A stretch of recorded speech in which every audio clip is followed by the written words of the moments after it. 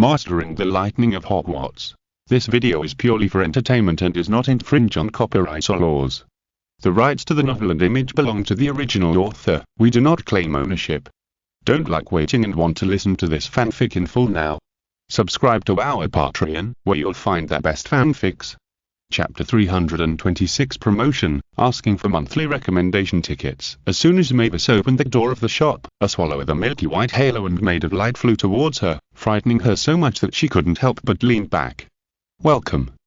Vivian walked towards Mavis with a sweet smile, and deliberately pinched her mouth with a clip sound. Hello, beautiful lady, how can I help you? Hearing Vivian's greeting, the first to react uncomfortably was not Mavis, who was stunned at the door, but Anduin and Hog, who were sitting at the counter. The man and the dog shuddered for no reason, which was really too awkward. I'll just take a look. Mavis looked at Vivian, who came forward and said, a little at a loss. Okay, beautiful lady, take a look. Today is our Silver Flash Merchant's grand opening promotion. All magic alchemy items are 9.5% off. Vivian is a professional in speaking. She finished the sentence in almost 2 seconds, and then stepped aside considerately to let the other party have enough vision. Mavis had time to carefully look at the whole shop. In front of her, there were several very conspicuous cabinets, each containing a very exquisite phonograph, clocks, lamps and other props. The soft light projected from above made the props shine extraordinarily. Among them, the lamp in the shape of a lion-headed eagle was constantly spitting out light birds, which were the ones floating in the sky above the room. The phonograph next to it was flowing with a trace of obscure magic patterns, giving people a sense of luxury, and at the same time, a melodious music sounded. On the vinyl record in the center of the phonograph, there were actually several small animals, light and shadows, which were constantly rotating as the record was running on the film. On her left-hand side was a row of vertical glass cabinets, in which many ornaments of different shapes were placed diagonally, including pendants, bracelets, belts, brooches, etc., which were placed on the slanted velvet. Mavis could roughly tell that these cabinets were arranged by style. Some were cute, some were professional, and some were exquisite and luxurious. On her right were small props such as gloves, pocket watches, clocks, and music boxes. In front of the cabinets, there were a large number of lamps, phonographs, and human-shaped targets of various shapes, and even a peculiarly shaped table with neat rows of cubes on it. Listen to me first.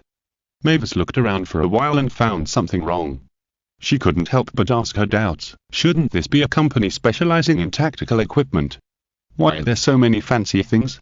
She was envious after watching the equipment displayed by Anduin that day, especially the protective gloves, human-shaped targets, and tactical vests, so she came here specifically to buy some to supplement her strength.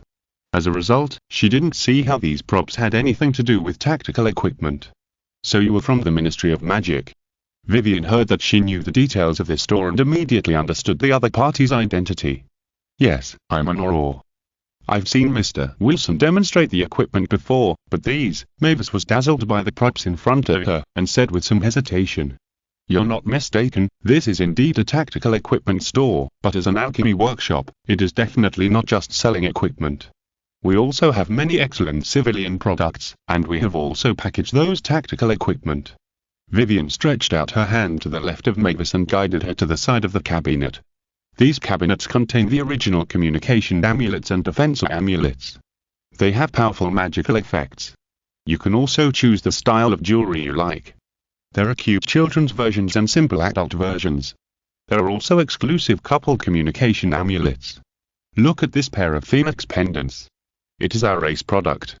It is not only well made, but also has a powerful communication effect. Do you want a pair? Share it with your lover and you will definitely gain his love.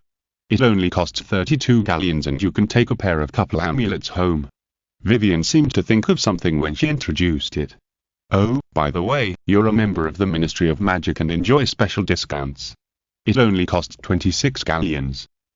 I'm single. Mavis was stunned to see Vivian say such a long paragraph in a few seconds. Then she thought something was wrong. Isn't the communication amulet 12 galleons each? A pair is only 24 galleons. Why is the price increased after adding a package? But it looks really beautiful. Although Mavis was a little confused, she was still attracted by the dazzling decorations in front of her. It's okay to be single. Vivian saw the look in the other person's eyes and knew that this person had a chance. You can also take a look at this protective brooch, which is in an exquisite bird snake style and is specially made for women. It only costs you 12 galleons and 15 sickles. Don't miss this opportunity. Then, under Vivian's unremitting sales promotion, Mavis had 2 more accessories made of defensive amulets, a brooch, and a string of pendants. Well, listen to me first. I'm here to buy protective gloves and human-shaped targets. Look, Mavis felt that she could no longer control herself. If she listened to Vivian's sales promotion, she might be able to buy all these accessories. It doesn't matter. You can take a look at the next exhibition area. There are human-shaped targets that you like. After that, Vivian led her to the display cabinet facing the door. Look, there are 4 types of human-shaped targets now. According to the upper limit of the power value, they correspond to children, teenagers, adult home use, and professional versions. Which one do you need? Vivian introduced the differences between the various versions to her in a few words. Let's go for the adult home version. My spell power should not reach more than 200 points. Mavis answered with satisfaction this time. Okay, since you have so much budget left on the human-shaped target, why don't you take a look at these magic phonographs next to you? You can hear how beautiful the music is. Now we have launched the 4-season version of the record. Each record contains 10 seasonal songs, and the opening promotion is buy 3 get 1 free. Mavis looked at the phonograph in front of her, and several magic figures in cotton jackets were skating on the record. This should be the so-called winter version of the record. No, listen to me first. Why does the style of this phonograph look so familiar? Could it be modified from Muggle items? Mavis stared at it for a while and found something wrong. Because she was abandoned by her parents when she was young and lived in an orphanage since she was a child, she was still very familiar with the things in the Muggle world, and occasionally participated in activities in the Muggle community, so she immediately saw the problem with the props. Chapter 327 Return to School, asking for monthly ticket recommendation. Don't worry, this is an alchemy product certified by the Ministry of Magic. It's just that the shape is somewhat similar to Muggle items. You see, there is also our company's emblem on it. There is absolutely no problem. Vivian saw that someone who knows the business had come, and immediately started to fight. Is that so? Mavis thought about it carefully, and felt that as a regular alchemy company, the other party should not do such a thing. You know, it is illegal to abuse magic on Muggle items. Maybe they just borrowed the shape of Muggle items. After waiting for half an hour, when Mavis walked out of Anduin's shop, there was a trace of confusion in her eyes. I think I just came here to buy equipment at first. Mavis looked at the large box of goods in her hand, and carefully recalled the experience in the store just now. It felt like a world away. Mavis felt that this was really a wonderful store. Now, in addition to the several pieces of equipment she originally wanted to buy, she also had 2 more accessories, a magic phonograph, 4 records, a magic decorative lamp, and a magic mechanical clock.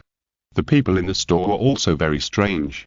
The salesperson was a little sister who was very good at deceiving people, and there was a well-dressed house elf. What was even more outrageous was that the person who was doing the accounting at the counter was a husky. The problem was that the dog was so skilled at operating the cash register that she didn't see any sense of disobedience. With this trance, Mavis left diagonally. And the experience that Mavis had experienced was being repeated in Anduin's business. After the redesign and improvement of the store, the current situation was a huge contrast compared to the previous one. There was an endless stream of customers, and most of the customers would choose to buy some goods here. Even if those expensive and powerful alchemical equipment were unaffordable, other small decorations such as magic lamps and music boxes were not expensive. Anduin made a little calculation. Not counting those non-civilian alchemical equipment, his turnover was as high as thousands of galleons just by selling alchemical products in the existing store. Even if the big-headed humanoid target is removed, there is still an income of 300 galleons. Of course, it has just opened, and many wizards buy it impulsively to try it out. Even if it stabilizes in the future, the average daily sales of the store is estimated to reach dozens of galleons. After removing the cost, there are thousands of galleons in a year. If other tactical equipment and replenishment from the Ministry of Magic are added, it is not a dream to earn 10,000 galleons a year. Thinking of this, Anduin nodded with satisfaction. With so much money, many ideas can be realized. However, now that there are more products, the pressure on production capacity has suddenly increased. After all, not all civilian products can be outsourced to the Muggle world. So Anduin made another magic lathe during the period before school starts, which is specially used to process civilian alchemy products. Time flies, and it will be the day to return to Hogwarts in a few days. Once school starts, the customer flow in the store will also decrease accordingly. So Anduin safely handed the business to Kiki to manage, and Hog had to accompany him back to school to watch the surveillance for a while. At the same time, he also specifically told Kiki not to relax her surveillance of Azealia. He had another guess about the identity of this woman. Then, Anduin took Hog back to Hogwarts. In fact, after the 6th grade, if you don't prepare to take the final exam and get the new certificate, your studies are not very busy. You can even apply to leave school early and go out for internships. When you reach the 7th grade, it basically doesn't matter whether you stay in the college or not. Anduin really doesn't plan to stay in Hogwarts for a long time. After all, there are still businesses to do outside, and now he has a better financial foundation, and he can also do some more costly scientific research and experiments. But he still remembers that he promised Snape to take care of Slytherin, so he has to keep an eye on the college for a few months before school starts. After a summer vacation, these little wizards will definitely fall behind. He has to spend some time to rectify discipline before applying to leave school. As soon as he returned to Hogwarts, Anduin became the head of the Snape House with a stern face and a serious look. At the same time, after the last school year, several other colleges besides Slytherin also witnessed Anduin's prestige. Now everyone who saw him would involuntarily feel awe in their hearts.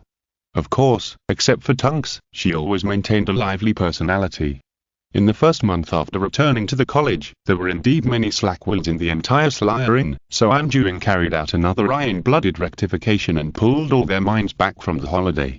From the second month, the atmosphere in the college finally returned to the right track, and the number of violations of discipline was greatly reduced. By the third month, basically even the first-year wizards had developed good school habits, and the number of violations of discipline almost disappeared. At this time, Anduin was ready to apply for early departure from school. For this purpose, he specially wrote an application and then found his dean Snape. Do you really think that you understand all the knowledge in the school? Or are you so arrogant that you don't take the school seriously at all? After seeing Anduin's application, Snape was immediately furious and ridiculed him with all his might. Of course, his real consideration was that Slytherin, with Anduin managing it, showed an invincible momentum in terms of both mental outlook and academic performance. In this state, Snape asked himself that even he himself could not achieve such an exaggerated result. So when he heard that Anduin wanted to apply for early departure from school, Snape naturally expressed his opposition. Anduin knew what Snape was thinking as soon as he saw his attitude. He was afraid that Slytherin would not be able to maintain the status quo after he left, and he also wanted him to be a free tool. Don't worry, my dean, even if I don't stay in the college, Slytherin will not have any problems. You know, even in normal times, I often disappear from their sight. Isn't it good that they behave differently? Anduin comforted in a gentle tone. This scene was more like a teacher comforting an angry student. But, seeing that the other party had made up his mind, Snape couldn't help but want to say something, but for a moment he didn't know how to persuade the other party. Besides, Anduin smiled at Snape. I'm only applying for permission to leave school early. It does not mean that I will leave Hogwarts immediately. Chapter 328. Generous Snape, asking for monthly recommendation votes. Since you are not going to leave school immediately, why did you apply so early? You should know that you are still an underage wizard and cannot cast spells outside the school. Snape tried his best to persuade. You should also know that I have a small business outside the school, and I have to take care of it from time to time. After all, I am still in the rising stage of my career. But I will not stay outside the school forever. In fact, this early application for leaving school is just to be able to enter and leave the school freely during normal times. As for casting spells outside the school, Anduin smiled slightly, took out a certificate-like thing from his arms and handed it over. You can take a look at this. Roaming Striker certificate? You applied for this during the summer vacation. I remember that this certificate can only be applied for in the 7th grade. How did you get it? Snape saw the certificate in Anduin's hand and looked at him with a little surprise. This kind of certificate is actually not very useful in the UK. The Longbottoms had previously introduced the Roving Strike certificate to Anduin. This certificate is also called the Bounty Wizard certificate by many foreign wizards. After having it, you can legally use violence against local wanted wizards, and you can also submit the wanted criminals to the local Ministry of Magic in exchange for a bounty. This certificate is more popular in areas with more chaotic situations, because in such places, some wizards are wanted criminals in the Ministry of Magic in some countries, but not in another country. If Aurors want to enforce the law across borders, they have to coordinate with the local Ministry of Magic, which is relatively troublesome. But it's different for bounty wizards. They don't care about you so much. They sneak into the corresponding countries quietly, arrest the suspects and send them back to the wanted countries or regions, and earn the bounty. Although the roving strike certificate is basically useless in the UK, it has another advantage, that is, after successfully applying, even if you are currently a minor, you can cast spells freely outside of school. Of course, arresting dark wizards can also use this certificate to collect a bounty from the local Ministry of Magic.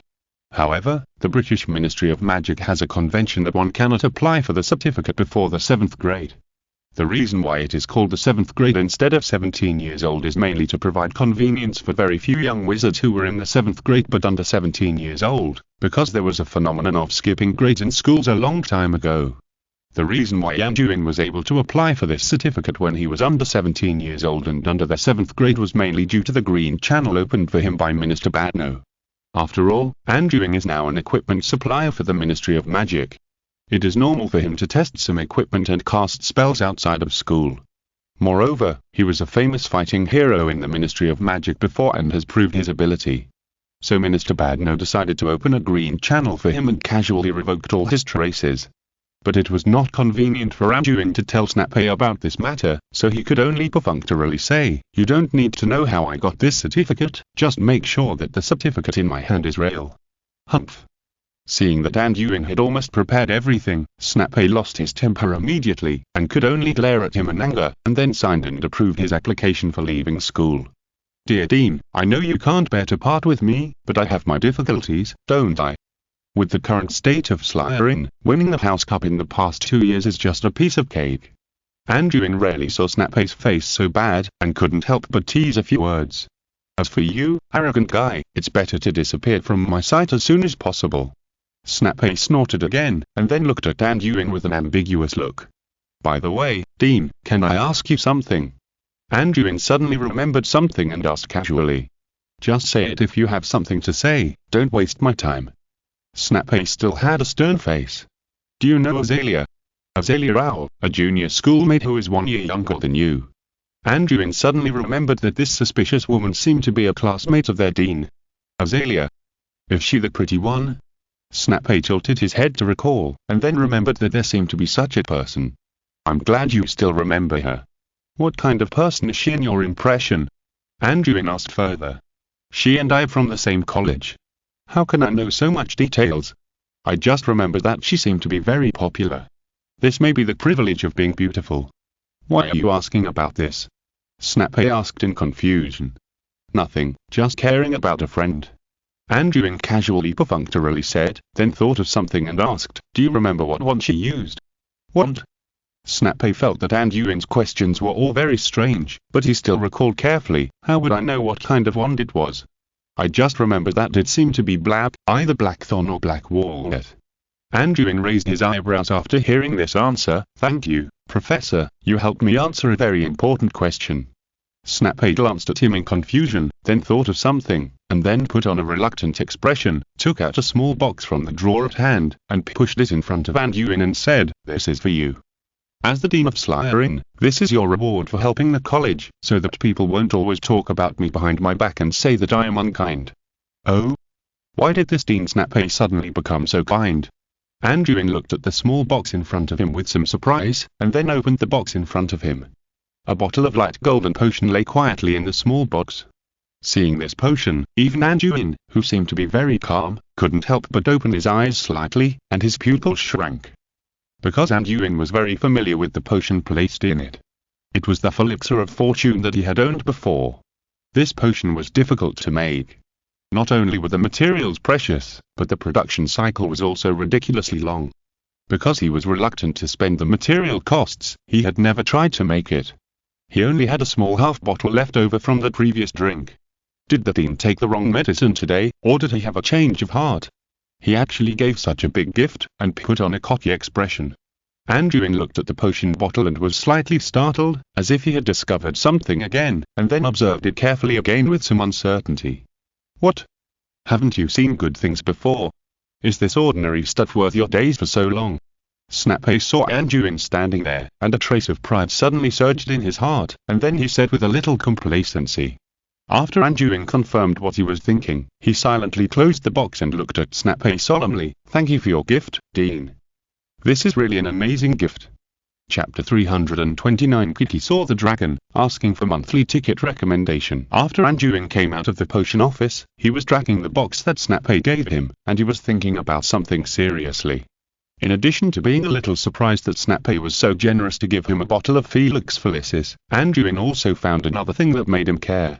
He could recognize through the crystal bottle containing Felix Felicis that it was exactly the same crystal bottle used for the bottle of Buffy Brain Refresher he received in his first year. They were all special crystal bottles. It must be right. Snape was the one who gave me the potion through Headmaster Dumbledore a few years ago. The headmaster did say that he had spies around the mysterious man at the time. But why did he give me the potion? Just because I saved Harry once? Is there any special relationship between him and the Potter family? That's not right. Judging from Cyrus' attitude towards Snape, James' relationship with Snape must not be very good. Could it be that he has a special relationship with Lily? After learning that Snape was the person who had helped him before, Anduin was somewhat touched. After all, the help that bottle of Buffy Brain Refresher brought him was groundbreaking. The better the foundation, the greater the growth of people using this potion, so he always thought of this benefactor in his heart. But he didn't expect that this person was Snape, who always had a bad attitude in front of him. It seems that you have a lot of unknown secrets in your heart, Dean Snape, so you always put on a cynical look. What are you pretending to be? Anduin muttered silently in his heart, and then sighed softly. Now is not the time to think about these things. When Anduin returned to the dormitory, he found that Kiki appeared in his room at some point, and looked dusty. The combat uniform and tactical vest he wore were covered with grass clippings and dirt. What's wrong? What happened? Seeing Kiki's special state, Anduin immediately came to meet her. Sir. Kiki heaved a sigh of relief when she saw Anduin finally appear. Something happened in the Ministry of Magic. Today I followed Azalea out and found something special. I think this information should be important, so I'm reporting it to you. Okay, come and sit down and talk slowly. Anduin led Kiki to sit down on the chair next to him and poured him a glass of water. Kiki was probably exhausted. She grabbed the cup and drank the water in big gulps. She had actually been here for a while, but she didn't dare to touch anything in his room without Anduin's permission. Ahem, it's like this. Last night, Azalea didn't return to her home in Godric's Hollow on time. Kiki noticed something was wrong, so she followed the direction of the tracker. After putting down the cup, Kiki couldn't wait to report, but because she was too anxious, she choked on the water in her throat. It's okay, Kiki, don't worry, tell me what happened in detail. Did she do anything unusual? Anduin went to Kiki's side, patted her back a few times, and continued after she calmed down. No. Kiki shook her head. Azalea didn't do anything unusual, but something happened in the Ministry of Magic. What happened? Anduin raised his eyebrows. Why was it different from what he imagined? Dragon, sir, it was a dragon. Kiki saw a dragon. Kiki was obviously a little excited when she said this, and her speech became incoherent. Slow down, do you remember what I taught you? The key points of reporting intelligence, time, people, place, and what happened, sort it out in your mind now. Anduin saw Kiki making the same mistake again, and immediately corrected her. Sorry, sir, Kiki is a little nervous. Kiki swallowed her saliva, then thought carefully, and then continued. I tracked her around 11 o'clock last night, but according to the tracker, Azalea was still in the Ministry of Magic. Kiki didn't know what happened in the Ministry of Magic, but she didn't leave work on time. Kiki thought this should be the abnormal situation you mentioned, so I squatted outside the Ministry of Magic. Anduin nodded in understanding, and then motioned for him to continue. Kiki squatted for more than an hour, and the target's position changed. She left the Ministry of Magic directly. Kiki guessed that she either moved through the floor network or apparated. In order to determine the direction, Kiki checked the tracker and found that the direction of the target was not the direction of her home, so Kiki used apparition to follow her. The target moved a very long distance, going west all the time, and it seemed to have left the British mainland. Kiki chased it very hard. When I finally approached the target, I found that it was already west of the island of Ireland. Oh? Moved so far, even across the country. However, the jurisdiction of the British Ministry of Magic is different from that of the Muggle world. It is not like the Muggle UK, which only manages the Northern Ireland part of the island of Ireland, but the entire island of Ireland is under the jurisdiction of the British Ministry of Magic. After chasing so far, can your magic support it? Anduin heard that Kiki actually crossed such a long distance last night, and couldn't help but worry. Don't worry, the magic source provided by the tactical vest is very helpful, and Kiki has been hiding all the time, and has not wasted magic except for rushing on the road. Hearing Anduin's concern, Kiki said with emotion, "That's good, you must do what you can in the future and don't put yourself in danger easily." Anduin nodded in understanding. "Yes, sir." Kiki nodded seriously, and then continued. Kiki was approaching the target after midnight. At the time, Kiki only knew that she was somewhere west of the island of Ireland, and did not know the exact location. When Kiki saw Azalea from a distance, she was with a group of Ministry of Magic wizards. They were dressed in various styles, but most of them were Aurors wearing long windbreakers. By the way, the female Auror who came to the store to shop on the opening day was also among them. How many people were there? Anduin asked with some curiosity. Among them, there are probably dozens of Aurors, and there are more than a dozen other Ministry of Magic staff. Kiki thought carefully, and then said, "But I can be sure that Azalea and the others arrived later, because she has been following a person who looks like a Ministry of Magic official." The group of Ministry of Magic staff led by him are all out of breath, obviously looking very tired. I guess they just arrived not long ago. Chapter 330 Smuggling Scene, asking for monthly ticket recommendation. Apart from the people from the Ministry of Magic, are there any other people at the scene? Anduin suddenly thought of the dragon that Kiki mentioned before and couldn't help asking. Yes, there were other people at the scene. There were about 6 or 7 people handcuffed by the Ministry of Magic, and there were several dragons at the scene. Kiki recalled this, her eyes still blooming with excitement. She had never seen a dragon in person. More than one dragon? Can you describe the situation of those dragons to me in general? How many dragons, their status, their colors, sizes, etc.? Anduin had not yet taught Kiki about magical creatures, so she probably couldn't recognize what kind of dragon it was. Yes, sir, Kiki counted them and found a total of 5 dragons. They were all very big, about 5 or 6 meters long, and 2 meters high when lying on the ground. However, they looked similar and should be of the same species. They were all covered with smooth scales, copper-colored, and had fangs. There was a black ridge on their backs and yellowish horns on their heads. When Kiki found them, they were tied up tightly with chains. 2 of them were either unconscious or dead, and there was no movement. The other 3 were struggling, but they were controlled by the Aurors at the scene. After Azalea and the others arrived at the scene, they took over the work of the Aurors. The Ministry of Magic staff worked together to cast a spell on the dragons and made them fall asleep. After hearing Kiki's description, Anduin lowered his head and pondered for a moment, and then quickly determined that the dragon Kiki saw was a Peruvian venom fan dragon. The size of this dragon is not actually large among dragons. The reason why Kiki thinks it is large is probably because there is no comparison. Although the Peruvian venom fan dragon is not big in size, it is still very dangerous. Its fangs have highly toxic biological toxins. It is rumored that the emergence of the disease dragonpox is also related to this dragon. But Anduin is sure that this is true, because there is a corresponding record in the metal magic book in his hand. If you want to cast the dragonpox curse, you need to use the saliva and teeth of the Peruvian venom fan dragon as raw materials.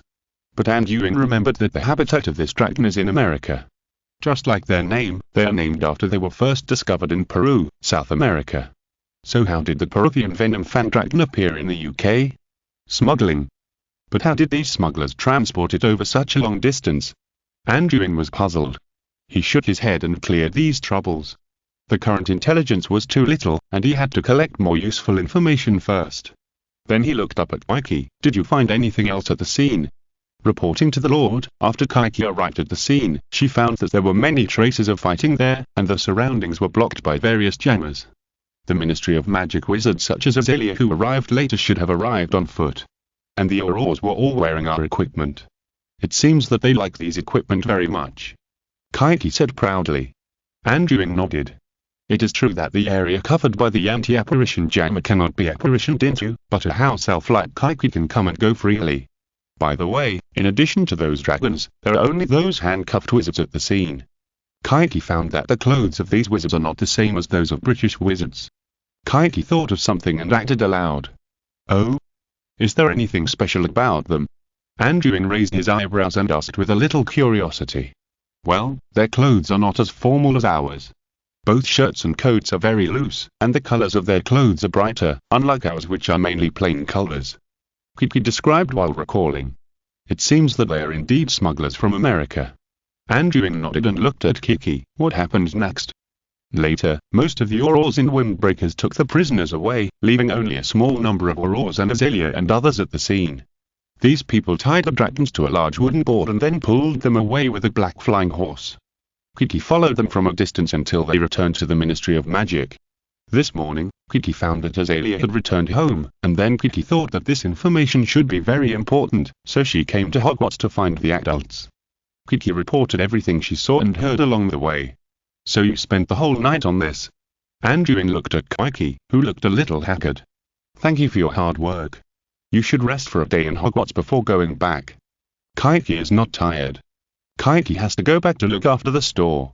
The store at home is not open at this late hour. It will affect the business of the adults. Kaiki said with all her strength. Nonsense. Anduin couldn't help but glare at her. That crap store can be opened at any time. Now you must go to rest. This is my order. Yes, my lord. Kaiki found that she had angered Anduin again, and immediately lowered her head a little nervously. Go to Hagrid's hut and have a good sleep. I'll bring you some food. You don't have to worry about Diagonally today. Go. Anduin saw that Kaiki was still in a daze, and urged her again. After arranging Kaiki and letting her rest, Anduin finally had time to think about what happened last night. There is no doubt that yesterday was a large-scale operation of the Ministry of Magic to catch these smugglers.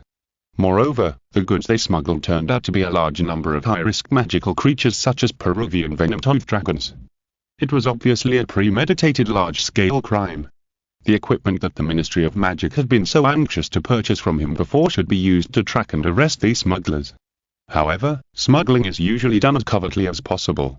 It was unexpected that the Ministry of Magic knew in advance that someone was smuggling and made preparations in advance. It seems that something happened before the Ministry of Magic purchased these equipment, which made them know in advance that someone was smuggling in the country. So, what role do Azalea and Silver Spear play in this? Anduin lowered his head and thought deeply with some confusion. Anduin had doubts about Azalea's identity a long time ago. When he learned that her wand had been replaced and that Azalea was now using the Aspen wand that was once the standard of the Silver Spear Dueling Club, his suspicion was even greater. At the same time, she had been hiding her strength all along. After learning all this, Anduin would never believe that this Azalea had no relationship with the Silver Spear. Chapter 331 Intruder, asking for monthly ticket recommendation. 2 years ago in the Forbidden Forest, Anduin learned that the Silver Spear was related to the smuggling business. There was also a smuggling scene last night. It was hard not to connect them together. However, if Azalea was a member of the Silver Spear, and it was the Silver Spear that organized the smuggling activities last night, why didn't Azalea report it in advance? The purpose of this beautiful woman joining the Ministry of Magic must not be simple. Maybe she is a spy specially planted in the Ministry of Magic. In addition, the Silver Spear did not extend its tentacles into the British wizarding world before. After all, the British wizarding world is now an iron barrow. Why did it decide to start making trouble in the UK now? Anduin recorded all these doubts. There are still too few clues now. Moreover, this organization has not provoked him so far. Anduin's attitude towards this matter is more of a precautionary measure. He does not want to go too deep into it. After all, the Ministry of Magic is in charge of this matter. You must know that the Silver Spear is active throughout Europe. Anduin does not want to provoke this kind of multinational organization casually, as long as the other party does not block his way. After thinking it over, Anduin decided to wait and see for a while. He still had a lot of research to do, and now that his business was just getting on track, there were still many things to deal with. However, Anduin didn't want to provoke others, but others didn't think so. Late that night, Anduin suddenly woke up from his bed. The alarm on his body sent him a warning signal that someone was invading his home in Diagonally.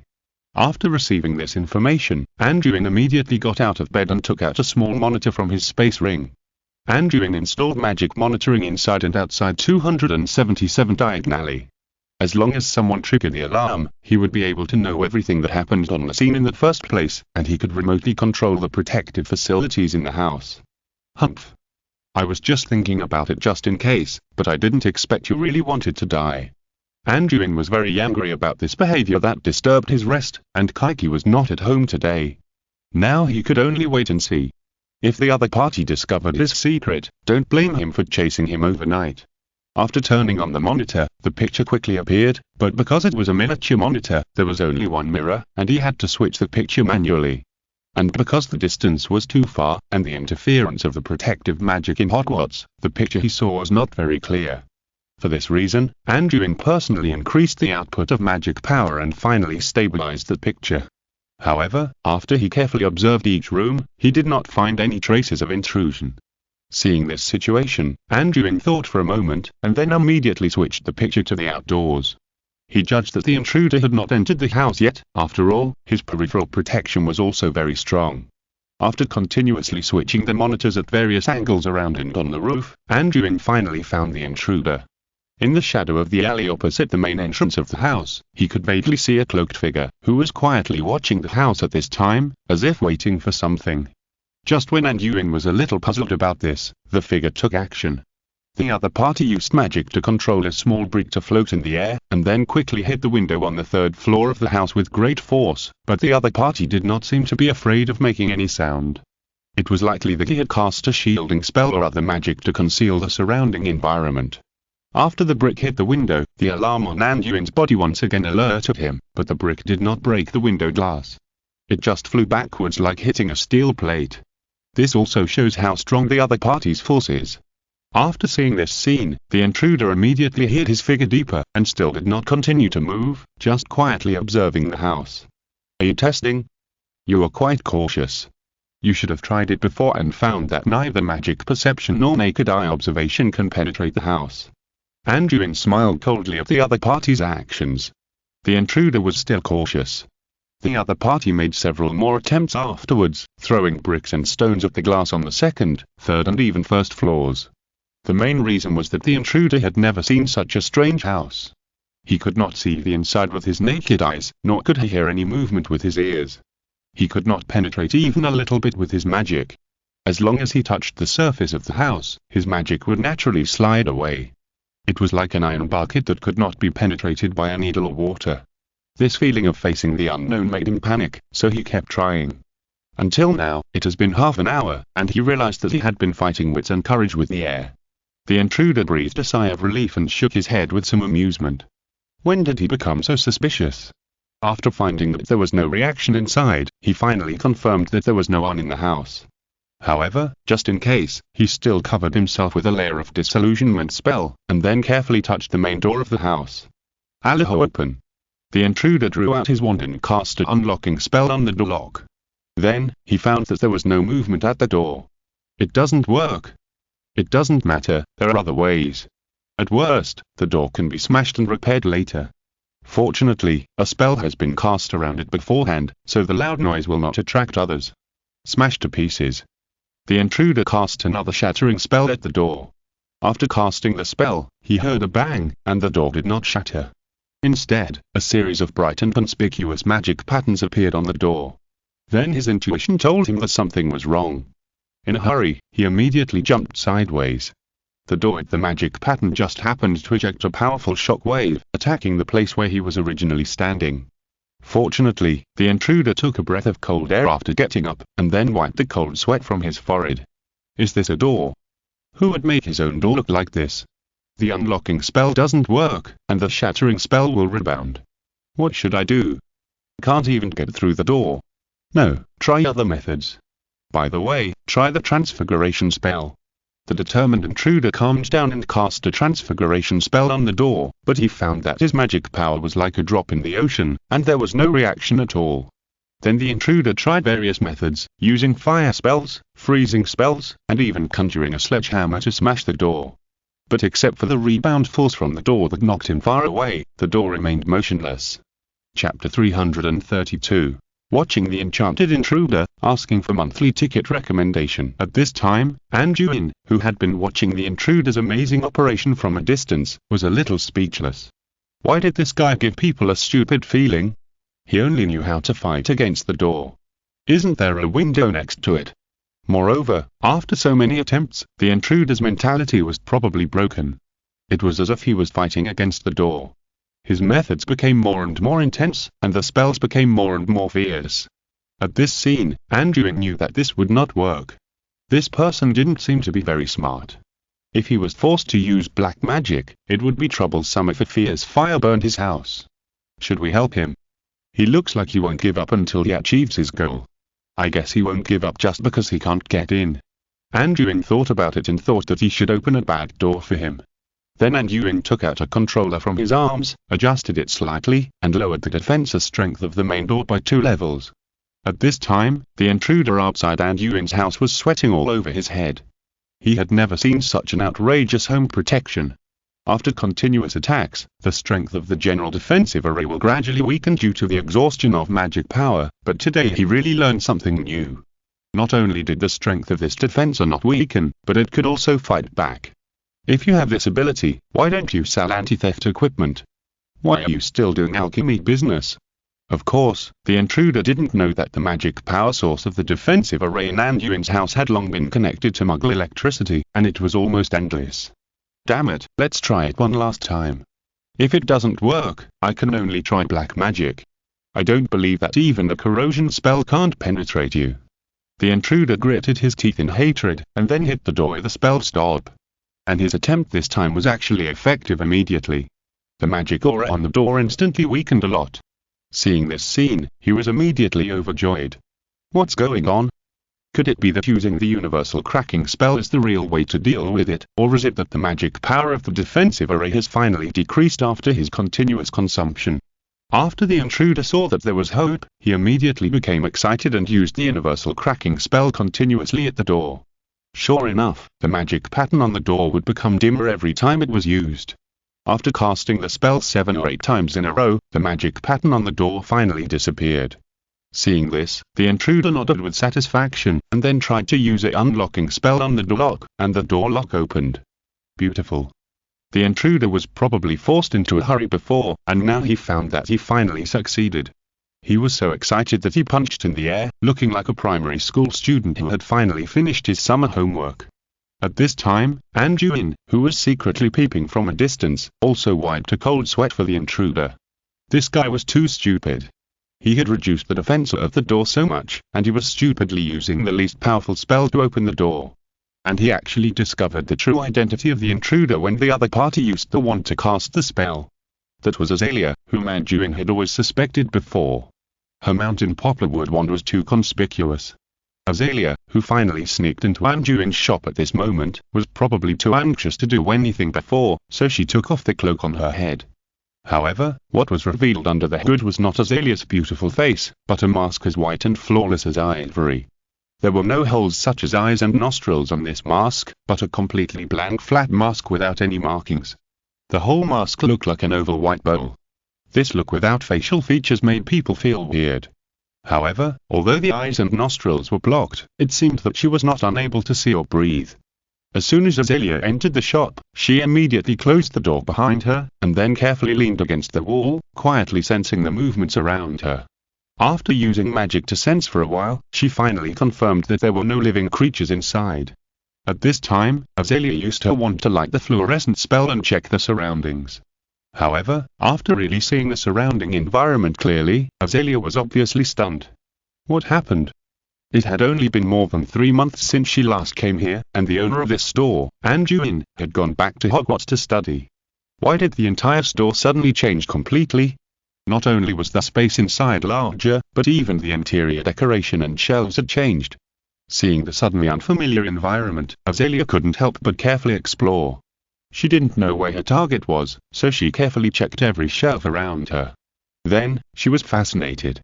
Hiss, how come this alchemy shop suddenly has so many new products, and each one looks really good? This pendant is so beautiful. The other one is also good, there are a couple styles, why didn't I have them last time I came here? This belt buckle looks so cool. Is it also alchemy equipment? Why is there a table here? What are these small squares on it? Some kind of amulet? Is this a lamp? Do you want to open it and take a look? Forget it, it's better not to alert the enemy. What is this small box? Let's open it and take a look. Oops.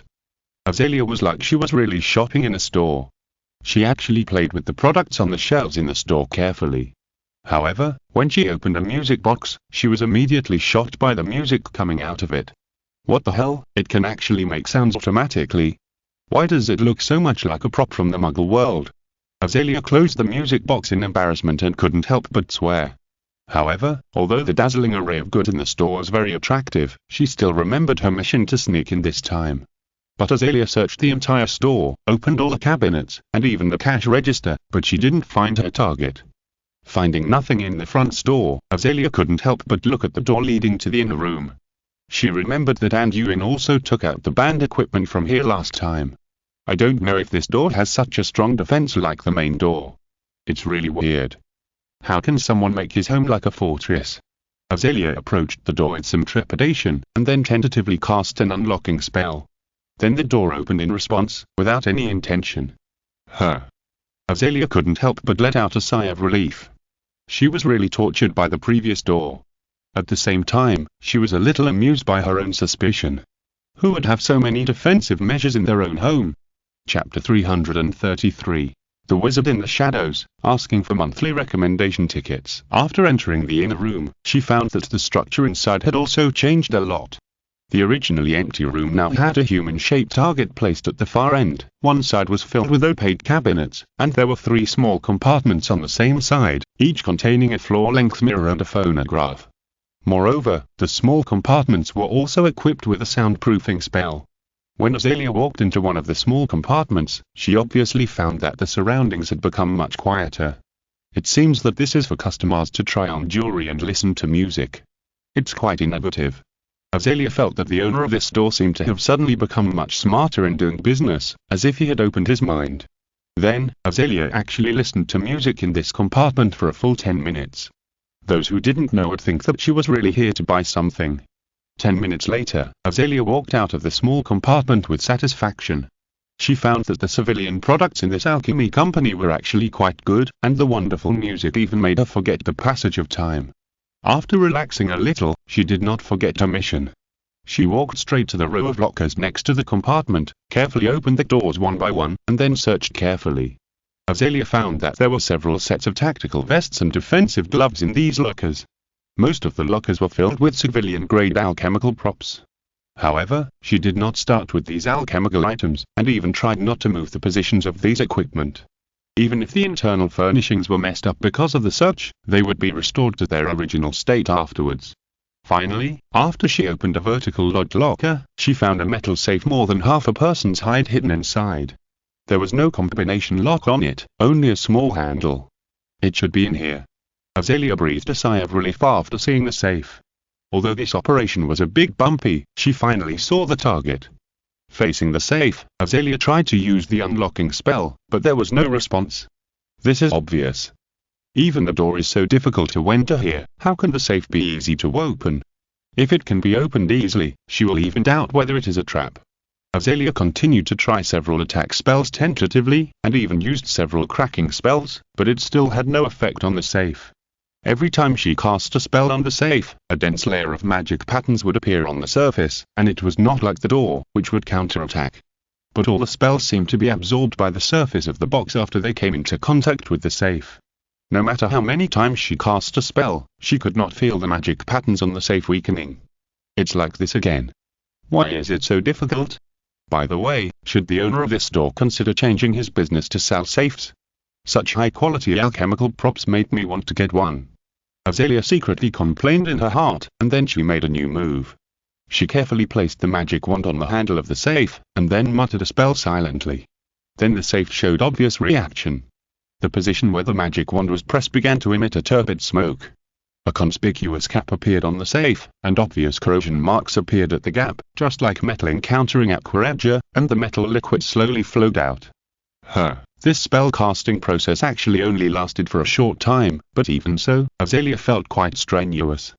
However, at this time, a hole the size of a ping-pong ball had been corroded on the safe, and because the integrity of the safe was destroyed, the magic pattern on it also dimmed. Aloho opened the hole. The corroded door of the box opened with a simple unlocking spell, and then a pile of jammers were revealed inside.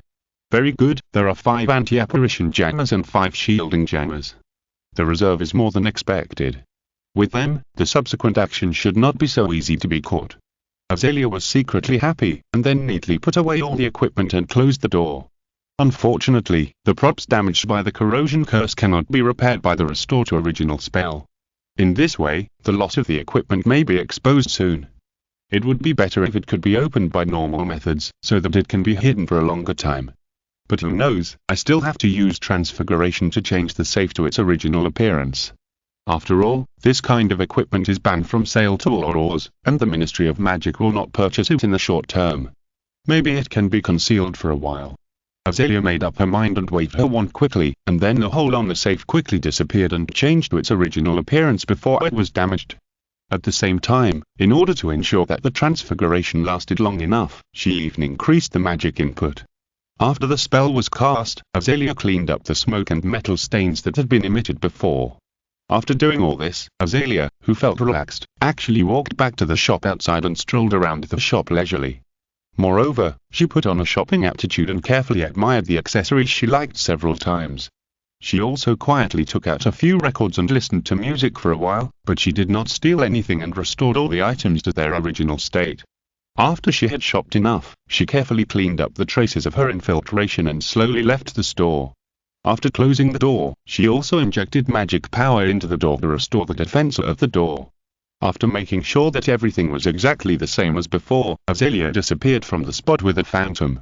When she appeared again, she had returned to her residence. At this time, Azalea felt relaxed and was about to take off her mask. But at this moment, her magic sense sensed that there was a faint danger approaching behind her.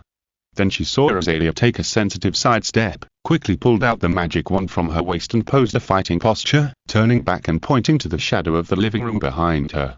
"You are too slow to react, unicorn," a deep male voice came from the shadow. At the same time, a wizard wearing a cloak slowly walked out of the shadows, holding a white poplar wand in his right hand. Azalea breathed a sigh of relief when she saw the figure in the shadows, but she did not put down the wand in her hand. Instead, she said viciously, "I have told you many times not to break into my house. Is your memory so bad, Thunderbird? If you're listening to this novel on a channel other than Fanfic World, it means they downloaded and uploaded it without effort. We cordially invite you to visit our channel, Mundo Fanfic Novel, as there you'll find the original version of this story and you can explore many other novels of various genres. We're waiting for you to immerse yourself in a world of incredible novels." Chapter 334 Thunderbird and Unicorn, asking for monthly ticket recommendation. Of course there is nothing wrong with my memory, but what you said is your business, and what I do is my business. What's the problem? The wizard in that cloak responded with contempt, and then took off the hood on his head, revealing a white mask without facial features. Then he glanced at Azalea, who was still on guard in front of him. "You can't scare any strong man with such a posture, it will only expose your inattention. If I want to attack you, you have no chance to fight back. And, who gave you the courage to point your wand at me? Have you forgotten who is the person in charge of this branch?" Although the mysterious wizard did not reveal his facial features, he could still feel his condescending momentum. "You." Azalea whimpered angrily, and then reluctantly put down the wand slowly. "Why did you come to me without permission? What if you are discovered? Don't you know that the British Ministry of Magic has begun to suspect internal personnel now?" Although Azalea put away the wand in her hand, she still complained angrily. "HMPH. Do you think I'm willing to come all the way here in the middle of the night? It's because I'm worried about you. You just went to steal something, but you wasted so much time. You're such a waste. I don't know what the headquarters was thinking. They assigned you to me, thinking that your identity would bring some convenience to the operation, but the result was the opposite of what I expected." The mysterious wizard seemed to be furious and responded to Azalea unceremoniously. "How dare you say that to me?" Azalea retorted in the same harsh tone to the man in front of her. "Where do you think I went? That's the most prosperous commercial center in the British wizarding world, not some remote corner. Do you know what I went through tonight? And don't blame me for your own mistakes. The reason we failed this time was because of your arrogance and a bunch of trash under you. They were tracked down so easily. Making excuses for one's own incompetence is a common behavior of the weak. The mysterious wizard's face without any visible features faced Azalea. She could even feel the other sharp gaze piercing her skin. If you were more useful, you wouldn't be in the Ministry of Magic, but still be kept in the dark by your own people, and you couldn't even pass on any useful information. Do you know how much we lost this time? You have to be responsible for the club's losses this time. Azalea was anxious after hearing the other party's words. Thunderbird. Don't go too far. Every time there is a mistake, you push the responsibility on others, and take all the credit for yourself. It's so shameless. After she said this, she suddenly felt that she was really stupid. This guy's current image has no face. Not only him, but Azalea's own mask has no face. And didn't I inform you in advance that the Ministry of Magic has updated its equipment? I have already reported the adverse effects of these equipment on the operation. If it weren't for your self-righteousness, how could the club suffer losses? Also, your people exposed their feet in advance in the last operation, and they were almost caught by the Aurors. If I hadn't covered your ass, do you think you can transport the goods so easily? Enough. The mysterious wizard didn't expect Azalea's reaction to be so big, and glanced at her in surprise. The past is over. I don't want to pursue any responsibility. But you must remember that you must serve the club wholeheartedly. Otherwise, I don't think I need to remind you again. After hearing the mysterious wizard's warning, Azalea suddenly lost her voice and glared at him through the mask with vicious eyes again. Don't look at me like that again. The mysterious wizard once again returned to his condescending attitude. In my perception, your every move is exposed. The weak protesting against the strong will only bring misfortune to yourself. This is my last warning to you. Hearing the other party's naked threat, Azalea felt a heavy pressure on her shoulders, and a thin layer of cold sweat oozed out of her back involuntarily. Where is the thing? Did you get it? After warning Azalea, the mysterious wizard finally talked about business. Nonsense, if I didn't get it, would I come back easily? Azalea used impolite words to suppress the fear in her heart. Then she took out 8 jammers from her space bag and handed them to the mysterious wizard, 4 anti-apparition jammers, and 4 shielding jammers. The mysterious wizard took a jammer from Azalea, looked at it carefully, and then looked up at her. Is this thing really as useful as you said? Didn't you experience their power once the day before yesterday? Azalea couldn't help but glanced at her coldly again, and then explained in detail. I asked the Aurors about the tactics they used afterwards. These Aurors set up several shielding jammers before the battle. The strength of the shielding spell is so strong that it can't even be sensed by your warning magic after they get close to you. And those anti-apparition jammers are even more powerful. With them, your men can't escape at all. They actually have this kind of method, and the tracking technology they suddenly used is also brought by similar alchemical equipment. The mysterious wizard played with the metal rod in his hand. He really couldn't imagine that this thing was the culprit that caused him to suffer huge losses. Yes, these are the products of Silver Flash Company. Of course, this is a nickname. Its full name is Silver Lightning Alchemy Company. Because of the equipment supplied by this company, most Aurors were equipped with tracking glasses a few months ago. Then, based on the clues left over from the last operation, plus a large-scale carpet search, we finally locked the delivery location. When talking about business, Azalea still maintained considerable restraint and calmness. I was wondering how the smell of those rubbish suddenly became so sensitive. It turns out that they rely on these external forces. What a group of pathetic guys. The mysterious wizard sneered coldly, as if he was venting his anger, and as if he was mocking from the bottom of his heart. And Azalea rolled her eyes speechlessly. What era is this? Are they still like those old-school wizards in the past, relying only on wands for everything? Chapter 335 Arrogant Thunderbird, asking for monthly recommendation votes. I have stolen these jammers according to your instructions. You can use them. When you go out for the next operation, you will not be caught so easily with these jammers. Azalea said as she piled several jammers in front of him. The mysterious wizard glanced at the jammers with disdain. I am not interested in this kind of alchemical creation. Over-reliance on alchemical items will only affect your determination. I advise you to use them less. Just like the pair of leather boots you brought back last time, although they can temporarily increase your walking speed, it is not your true power. Don't lose yourself in them because of temptation. What do you mean? You asked me to steal these jammers, and now you are not going to use them after stealing them back. What if we are caught by the Ministry of Magic next time? You can't put your stubbornness above the club. Azalea felt that Thunderbird was a bit unreasonable. And since you look down on alchemical items, why do you still wear the mask on your face? Why don't you just throw away the mask? Just because I can't use them myself, it doesn't mean I won't give them to those who cooperate with the club. I'll leave these rubbish here for now. I'll come back to take them away next time I take action. The voice of the mysterious wizard was buzzing and echoing in Azalea's house. He called her rubbish, and I don't know who is the real rubbish. Azalea's disgust for the wizard in front of her was almost condensed into substance, especially when he despised the spoils that she had spent a whole night to obtain. She really regretted it now. Why did she join such an organization? She had never seen a normal person here. They were all like old antiques that were not changed. Alas, if it wasn't for, how could I fall into such a quagmire? Azalea hated it in her heart, but on the surface she had to obey Thunderbird. I can't stand you breaking into my house again and again. If it doesn't work, I'll just store these jammers in your safe house. Besides, when I'm operating in the Ministry of Magic, I can't take care of my home at all. Azalea was very disgusted with others running into her private space at will. Here, you don't have the right to negotiate. Thunderbird completely ignored the other party's protest. What you have to do is to complete the task I assigned you. Who knows if this kind of garbage made by the alchemist will suddenly malfunction? What if it destroys my safe house? Then you don't worry about it destroying my house at all. Azalea complained angrily in her heart. But she also knew that she couldn't persuade this arrogant guy in front of her at all, so she could only snort coldly to show her dissatisfaction. By the way, Thunderbird glanced at the props in front of him, and then looked up at Azalea. The Silver Flash Company you mentioned, its boss is the young alchemist. I remember you mentioned it before. Yes, his name is Anduin Wilson. Although he is young now, his products have been recognized by the Ministry of Magic. Various alchemical equipment have very strong functions.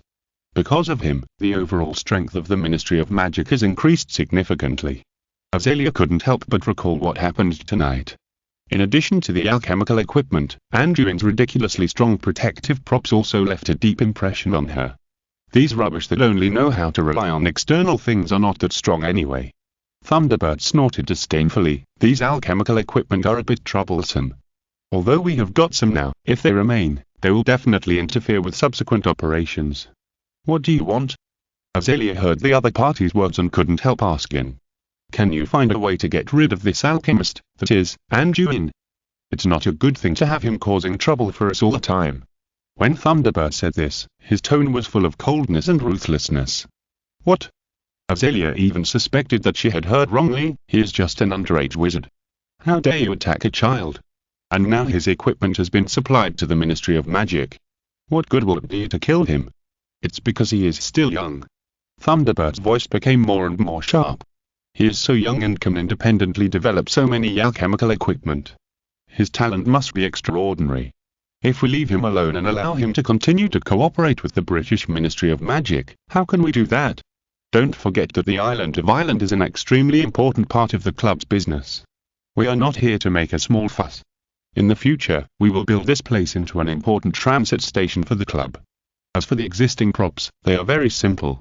When we encounter Aurors, we will find an opportunity to destroy them. Anyway, the most difficult ones are the jammers, and these so-called alchemical items actually have a shelf life. This is why I look down on these rubbish. Relying on temporary things will only make people lose their self-judgment. When the equipment gradually becomes ineffective, they will become worse than before.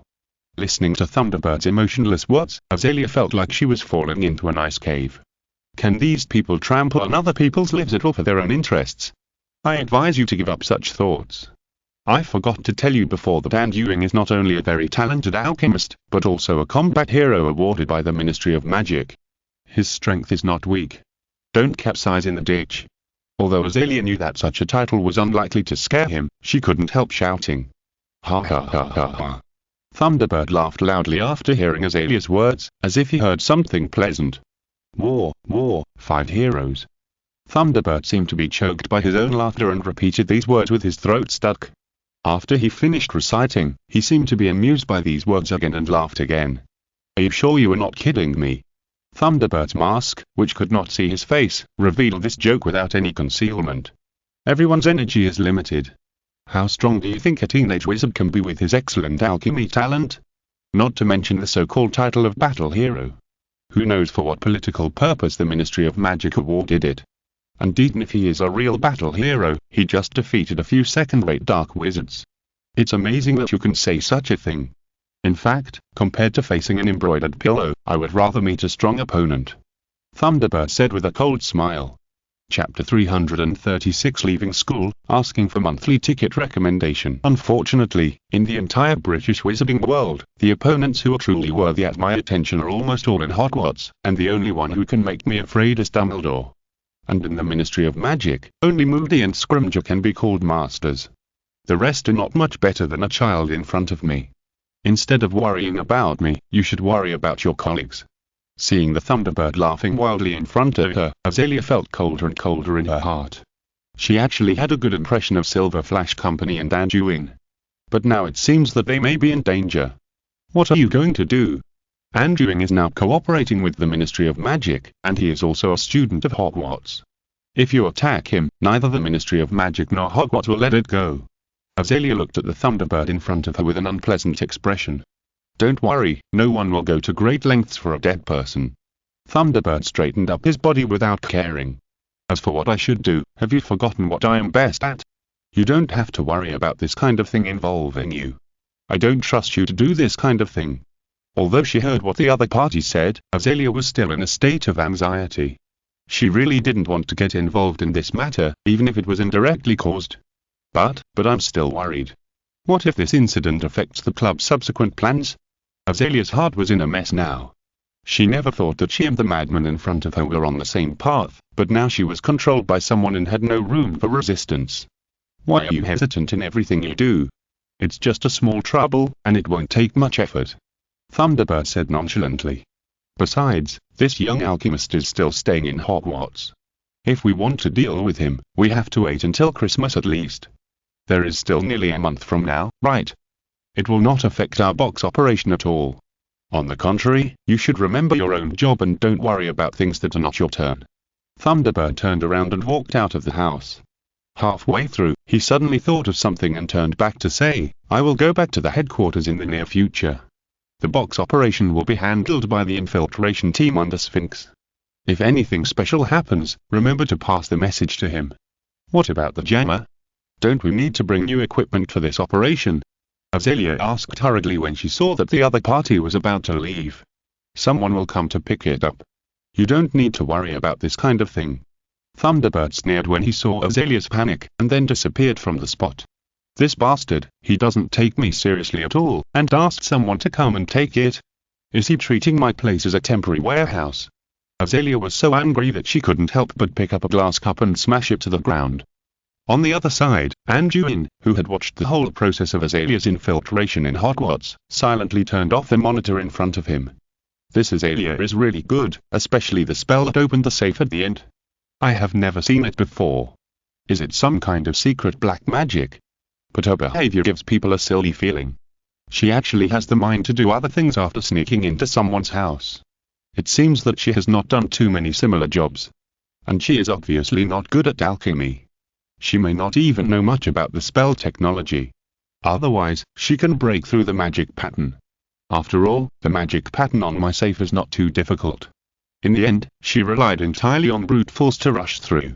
Is this her own personal habit, or does it also represent the style of the Silver Spear? Anduin lowered his head and pondered for a moment. Now it is basically certain that Azalea is indeed related to the smuggling case the night before, and judging from the goods they smuggled, there may be other people involved. This Azalea must have accomplices. But since she already knew that the Ministry of Magic had such a powerful weapon as the jammer, why did she wait until the smugglers were caught before stealing these jammers? Is it because of overconfidence or some other reason? Anduin is still very confused.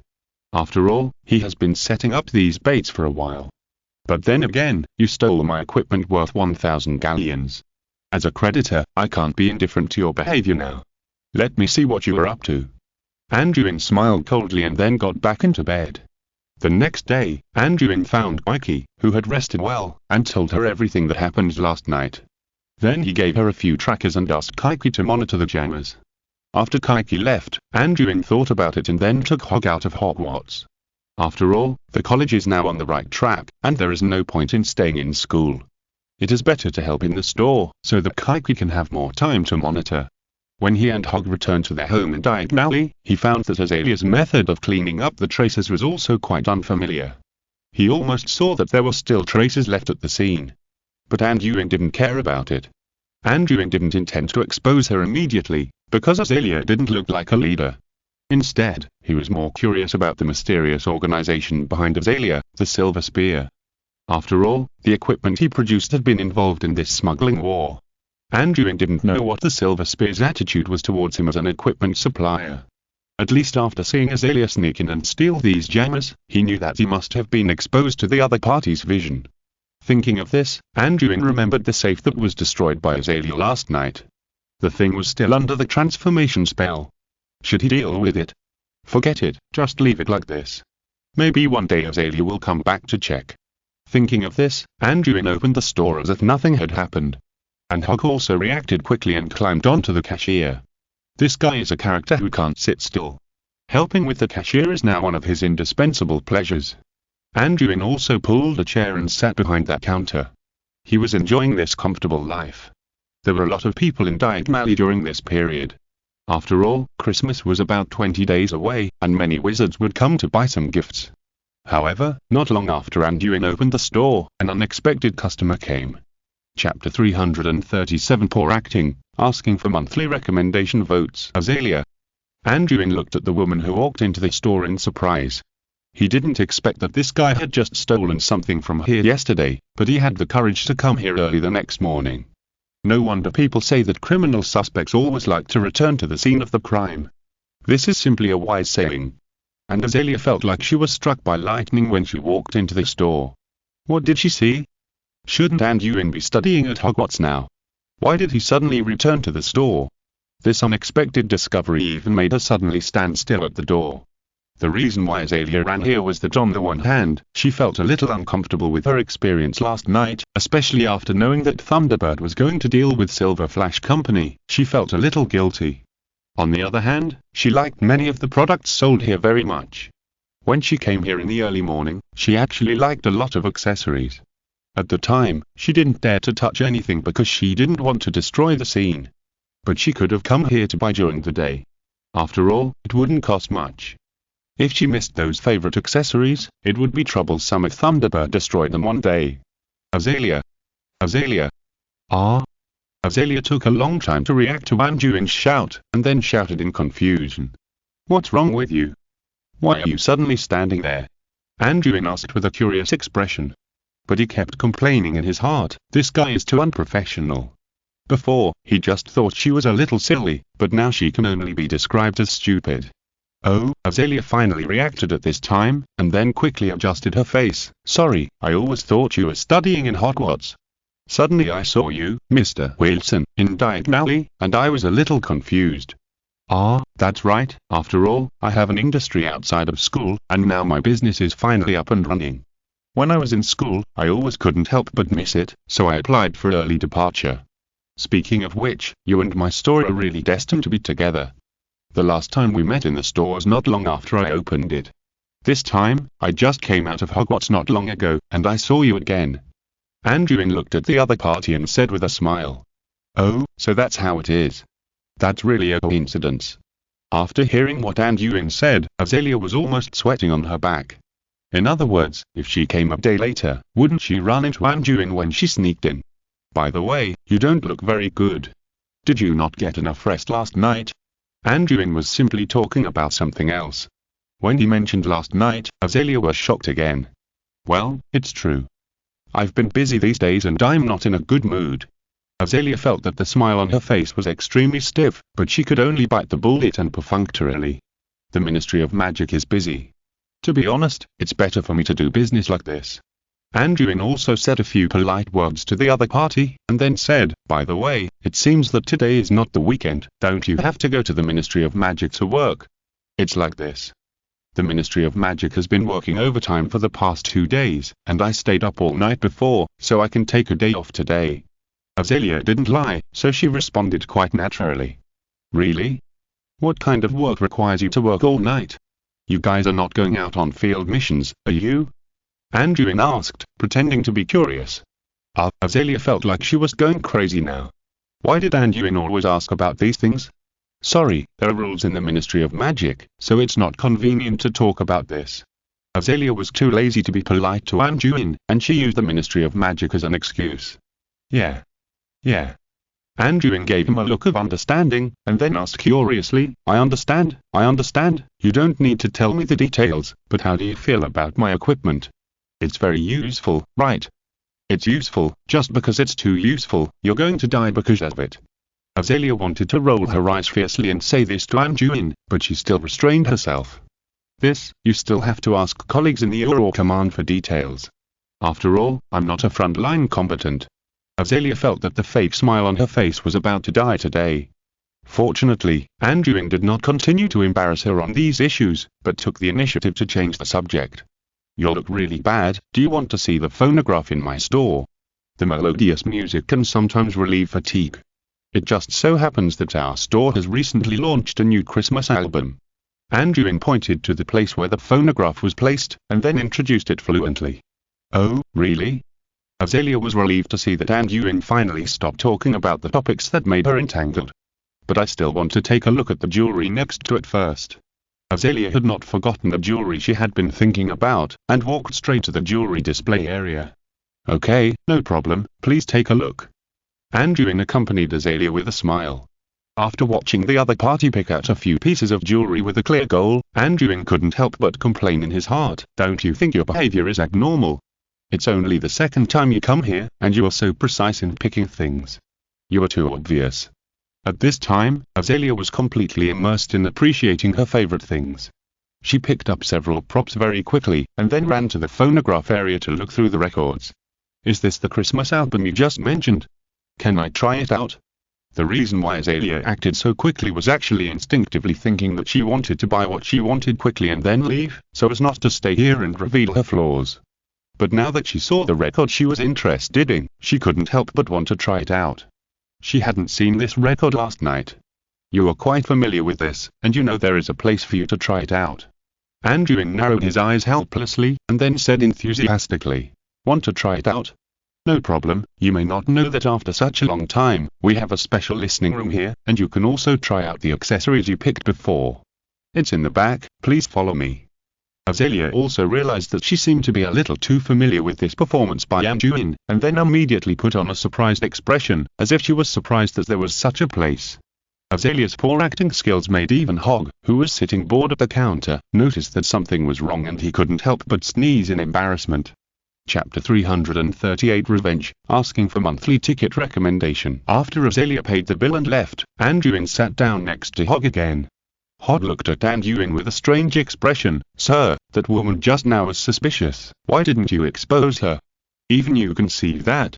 Anduin showed a playful expression. To be honest, this guy's psychological quality is very average. I'm very curious why the Silver Spear recruited such a person. Is it because she has a clean identity and can easily sneak into the Ministry of Magic, or is there another reason? What are you going to do next? Just watch her quietly from the side. Hog knew Anduin's actions very well. She came here to steal things, and now she is half of our enemy. Why don't we just arrest her directly, and use legilimency or veritaserum to torture her if she wants to know anything?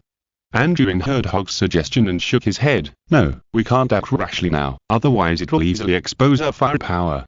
At this time, in their eyes, we are just ordinary businessmen. And until now, I know very little about the details of the organization behind her. Although this woman is quite capable, she is obviously not the mastermind. What if she knows very little? What if they have some means to prevent leaks? Anyway, as far as I know, there are many ways to protect memories from being detected. So if you don't know the other party's tricks, it's better to hide in the dark. Escalating the conflict will only bring more variables. After hearing what Anduin said, Hog nodded in sudden realization. What if the other party's actions bypass this Azalea? She doesn't look very smart. Maybe she's just a small figure in that organization. Indeed. Anduin nodded in approval. There was really no big gain from tracking her before, but now that they have stolen those jammers, it's different. I believe that they went to great lengths to steal things, not just out of curiosity. As long as they use them, I'll catch them. I see. Hog then scratched his neck with his hind paws thoughtfully, but I saw that woman just now seemed to have something to say to you but was hesitant. Did she have something to say? Of course, you even found this out. Anduin glanced at Hog in surprise. This is also something I find puzzling. Logically speaking, she should put the interests of her own organization first, but I felt some strange emotions from her. Maybe her connection with the Silver Spear is more complicated, which is why I didn't act rashly against her. So you want to use her as a breakthrough? Then what should we do after we dig out their details? Should we clean them all out? None of these smugglers are good, and they are likely to be in cahoots with the werewolf. At this point, Hog's face rarely became serious, and his eyes revealed deep hatred. We must clean them out. I can't stand people with ulterior motives playing some conspiracies and tricks next to where I sleep. Anduin narrowed his eyes, as if thinking about something. However, no matter what I do, I like to seek the greatest benefit, and I must give priority to my own safety. If we can rely on the Ministry of Magic to deal with them without being exposed, it would be great. As for the werewolf Griffin, Anduin's eyes also flashed a hint of murderous intent at this time. He is so good at running that even now I can't figure out where he is hiding. It would be great if we can find him through the Silver Spear. Understood, sir. Hog also understood Anduin's plan at this time, and then bared his sharp wolf fangs. There was no trace of the temperament of a husky from him at this time. Kiki and I will take turns to monitor them. I must take revenge with my own hands. Yeah. Anduin nodded coldly. Then they saw another customer coming into the store, and this time the man and the dog fully demonstrated what true acting is. Anduin immediately turned into a smiling shop owner, and Hog immediately returned to his silly and cute expression like a husky. In the following time, in addition to taking 1 or 2 days a week to go back to Hogwarts to supervise the college, Anduin spent most of his time in the company, either doing business in the store or hiding to study new products. As Christmas was approaching, the store was specially decorated to create a festive atmosphere, and several new products were launched to cater to the festival. In addition, the alchemical props he was selling were quite exquisite and favored by many wizards. They seemed to have become the first choice for purchasing Christmas gifts at this stage. Even because the products were so good, they attracted reports from several newspapers and wizard radio stations, but Anduin did not accept the interview, but took the opportunity to buy advertisements in the Daily Prophet, the Quibbler, and the Wizard Radio Network, which triggered a wave of shopping craze. Among them, the most popular ones are various decorative lamps and phonographs. After all, in the eyes of many customers, their prices can no longer be described as cost-effective, but simply outrageously cheap. Of course, this is actually the effect that Anduin deliberately created through the anchoring effect. Just like in a certain bulk coffee shop, there are always some ridiculously expensive products on display. Those products with extremely low cost effectiveness are not for people to buy at all, but just to highlight the value of the store's products and anchor a first impression in people's first impression. That is, the products here are very high-end, and the lower prices must be very cost-effective. Anduin's display by the window is basically all kinds of gorgeous jewelry and a row of human-shaped targets with exaggerated prices. Customers who come to the store to shop, after being anchored by the price they see in advance, will naturally feel tempted when they encounter products that are not bad in terms of gorgeousness and only cost a few galleons. They will think that this is a good thing with good quality and low price, and they may even have the mentality of picking up a bargain.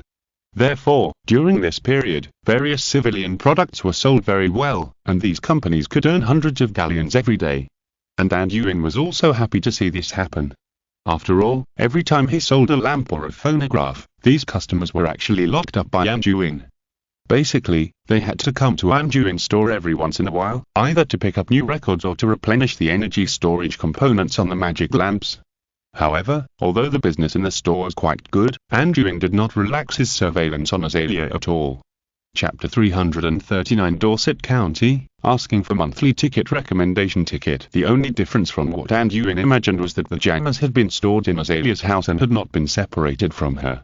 And for a long time afterwards, the location of these jammers did not change. This even confused Anduin. Didn't Azalea have any accomplices? Why did she put everything in her own house? After all, in Anduin's view, Azalea was more of an insider of the Ministry of Magic.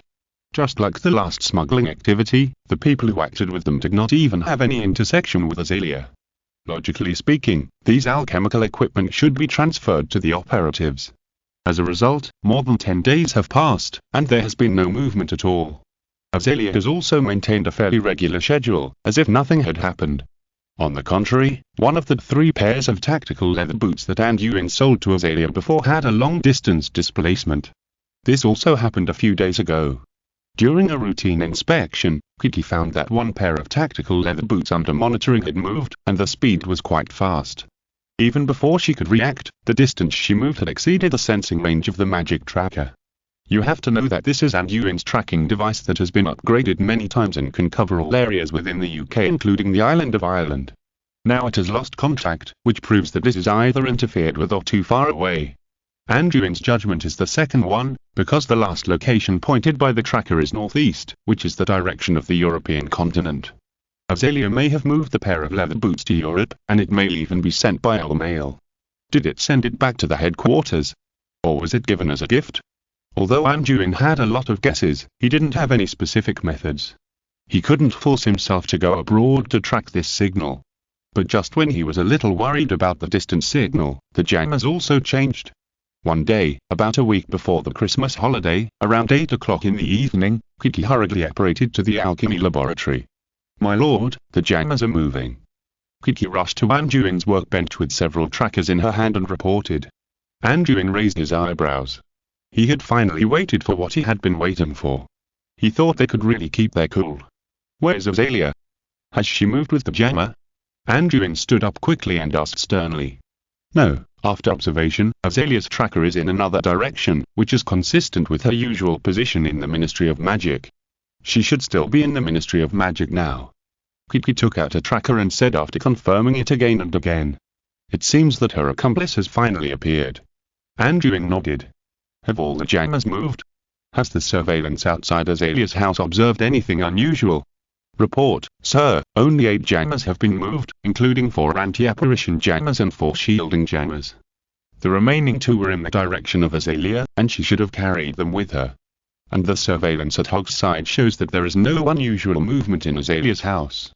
They should have moved through apparition or the floor network." Kiki reported neatly. "This is consistent with previous observations. Azalea always carries the other 2 jammers with her, and has been doing so since the jammers were stolen." "Very good, notify Hog to watch the house. I'll chase them with you. I want to see what these guys are up to." Anduin narrowed his eyes and tilted his head to Kiki. "Yes, sir." Kiki quickly disappeared from the spot after receiving the order. She had to convey the order to Hog. Anduin also acted quickly to put on his personal equipment, and then also operated to find Kiki. "Hog, you pay attention to the situation at home, and monitor Azalea by the way. If there is any abnormality, contact us through the communication amulet." Anduin glanced at Hog who was sitting in front of the monitor, and then turned to Kiki. "Let's go." Kiki nodded obediently, then stepped forward to take Anduin's hand, and apparated with him to leave diagonally. Kiki's apparition skills were even better than Anduin's. Not only did it consume less energy, but it also had better control. She could move directly to places she had never been to. Anduin had always wanted to learn this skill, but he was still not very skilled at it, so he had to rely on Kiki to lead the way in tracking. Kiki led Anduin into a cloud of invisible smoke, penetrating all the air and solids he encountered, and moving in a certain direction at high speed. As time went by, Anduin could feel that they were gradually leaving London and heading southwest. With a clear goal, Kiki's pursuit speed was also quite fast. It took only a few minutes to pass through several counties. Just as they were about to fly out of the UK, Kiki's magic power began to shrink and she appeared in an uninhabited and relatively open area. Kiki took a few breaths lightly. Although she had been trained by Anduin for a long time, she had made great progress in both magic control and storage. But it was still very difficult for her to lead a wizard with abundant magic power and track him while traveling. "Sir, the tracker pointer just showed a large deviation, which proves that we are close to or even over the target. However, I dare not show up in too complicated terrain, otherwise it is easy to split up. I suggest that we should go through the rest of the journey by physical movement." Kiki finally caught her breath and immediately reported to Anduin. "Thank you for your hard work." Anduin nodded in approval. "It is enough to roughly lock the position. You did a good job." After the 2 of them showed up stably, Anduin confirmed their current location, which should be somewhere in Dorset, southwest England. Then Anduin took out a bottle of vitality tonic and handed it to Kiki. After she drank it slowly, Anduin gently picked up Kiki. Then he unfolded the ink-black cloak behind him and soared into the air. This is the flying cloak he developed after he understood the secret of the levitation spell. It can replace the flying broom to let him fly in the air. Although the cloak alone could not match the speed of a flying broom, it was more flexible, and after being blessed by his extraordinary level of levitation spell, it could also burst out at a very high speed, not worse than the current Nimbus series brooms. Anduin held Kiki in his arms, and both of them activated the disillusionment spell on their bodies. Kiki held the tracker in her hand to identify the direction, and Anduin rushed to the target location with full concentration. Chapter 340 Weird House, asking for monthly recommendation votes. Anduin urged all his magic power and rushed forward at a very fast speed. But even so, the flying cloak did not make any sound, and the two were like invisible ghosts in the dark night. Under Anduin's flexible control, the two passed through the jungle where they were originally located, crossed a small town, and finally gradually moved away from the human habitation and headed towards the edge of the forest with more complex terrain. Just after Anduin controlled the flight for nearly half an hour, he received a report from Kiki that they were close to the target. Anduin gradually slowed down, then lowered the altitude, and converted the original high-speed sprint into a flexible small-scale movement, and maintained a height of more than 10 meters above the ground. At this time, the surroundings were pitch black, and looking around, there were trees and high slopes all around. Anduin judged from the distance that this was the suburbs of a small town in Dorset. It was not until they climbed over a hill that the view in front of them suddenly became clear. Not far in front of them was a wide and empty valley with a wide view and pleasant scenery. The center of the valley was very flat and open, and the slopes on both sides were not very steep. There were many large and birch trees growing on it, but it was already winter and covered with a thick layer of snow. At this time, the valley looked empty, but through the tracker, he knew that the target was inside. Anduin also clearly felt the obscure magical fluctuations brewing in front of him.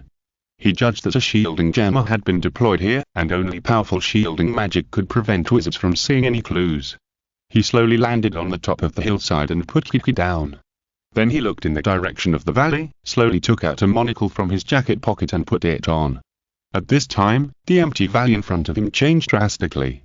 I saw a single family house with a strange shape inside the valley, but it also revealed a hint of natural beauty.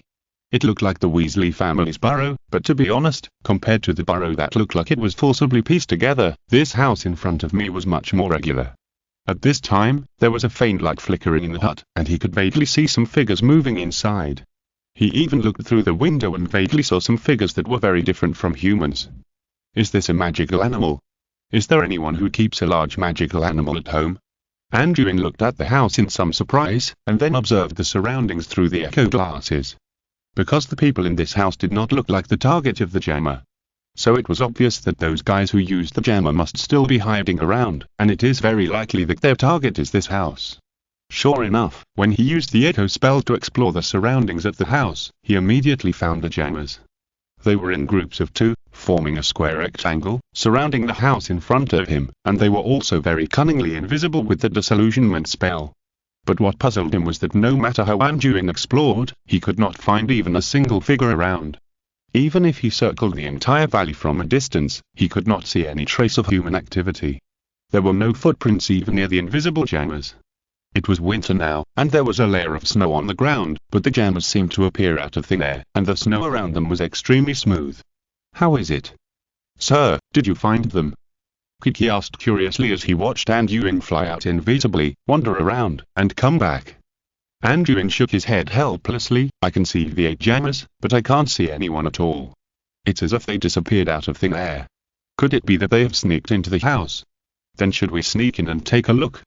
Kiki suggested in a low voice. Anduin still shook his head. It's too risky to break into a place like this where the details are unknown. Besides, we don't know if this is the headquarters of that organization. Maybe these jammers are just used by them to guard their homes. Although it doesn't seem likely, we have to take all the possibilities into account. Then, Kiki heard that this wouldn't work and that wouldn't work, and she was at a loss. Then she rolled her eyes. Then why don't we turn off the jammers and lure the people from the Ministry of Magic over? In this way, we might be able to catch them all in one fell swoop.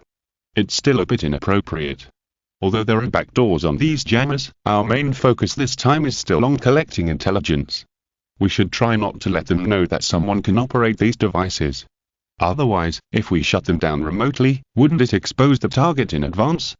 Anduin would not expose the existence of the back door unless it was absolutely necessary, otherwise it would be easy for people to associate him with it. What should we do? Just watch. Kaiki was out of ideas now. Although Anduin always taught her to think more, her brain circuit still couldn't think particularly far ahead. Be patient. Anduin patted Kiki's head gently. They came all the way here and used all the jammers. They must have their own purpose. Let's wait and see what happens.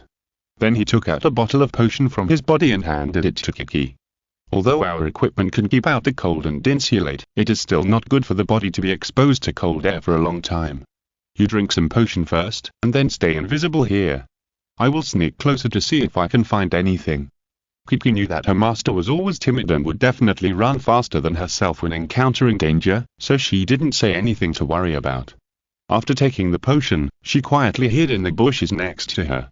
Anduin carefully kept floating and activated all the invisible and silent functions on his body. Then he slowly floated close to the ground to 100 meters away from the house, hiding behind a thick birch tree, quietly observing the house in front of him.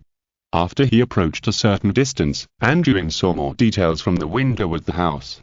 He watched with his own eyes as a large vulture that looked a bit like it was malnourished passed by the window, and turned its head to observe outside the window for a while as it passed by. Augury.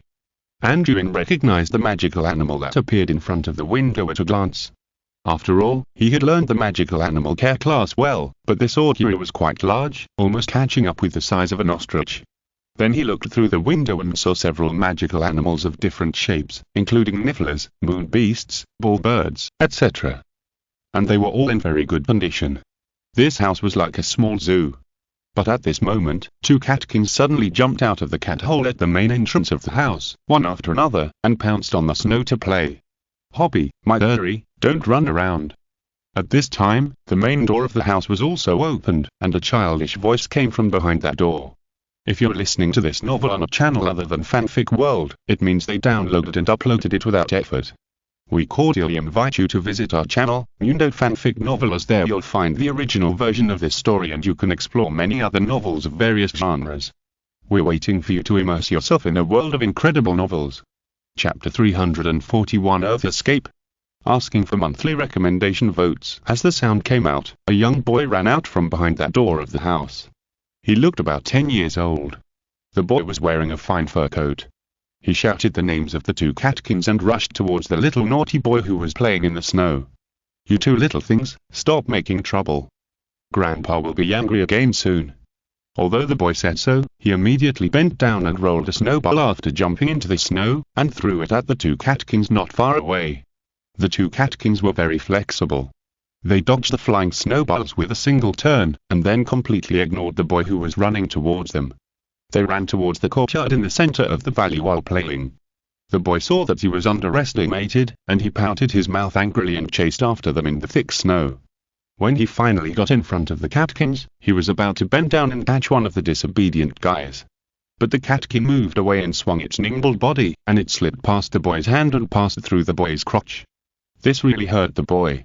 His eyes and hands had been following the catkin, and his body also slipped back along with the catkin under his crotch. As a result, he used too much force and lost his balance, and fell forward with a thump. Hihihi. The boy who was fooled was not angry, but was amused by his own funny appearance. He staggered to his feet and casually patted the snow on his body, and then started his cat-catching action again. Rove, where have you been? At this time, a slightly old voice came from the door of the house.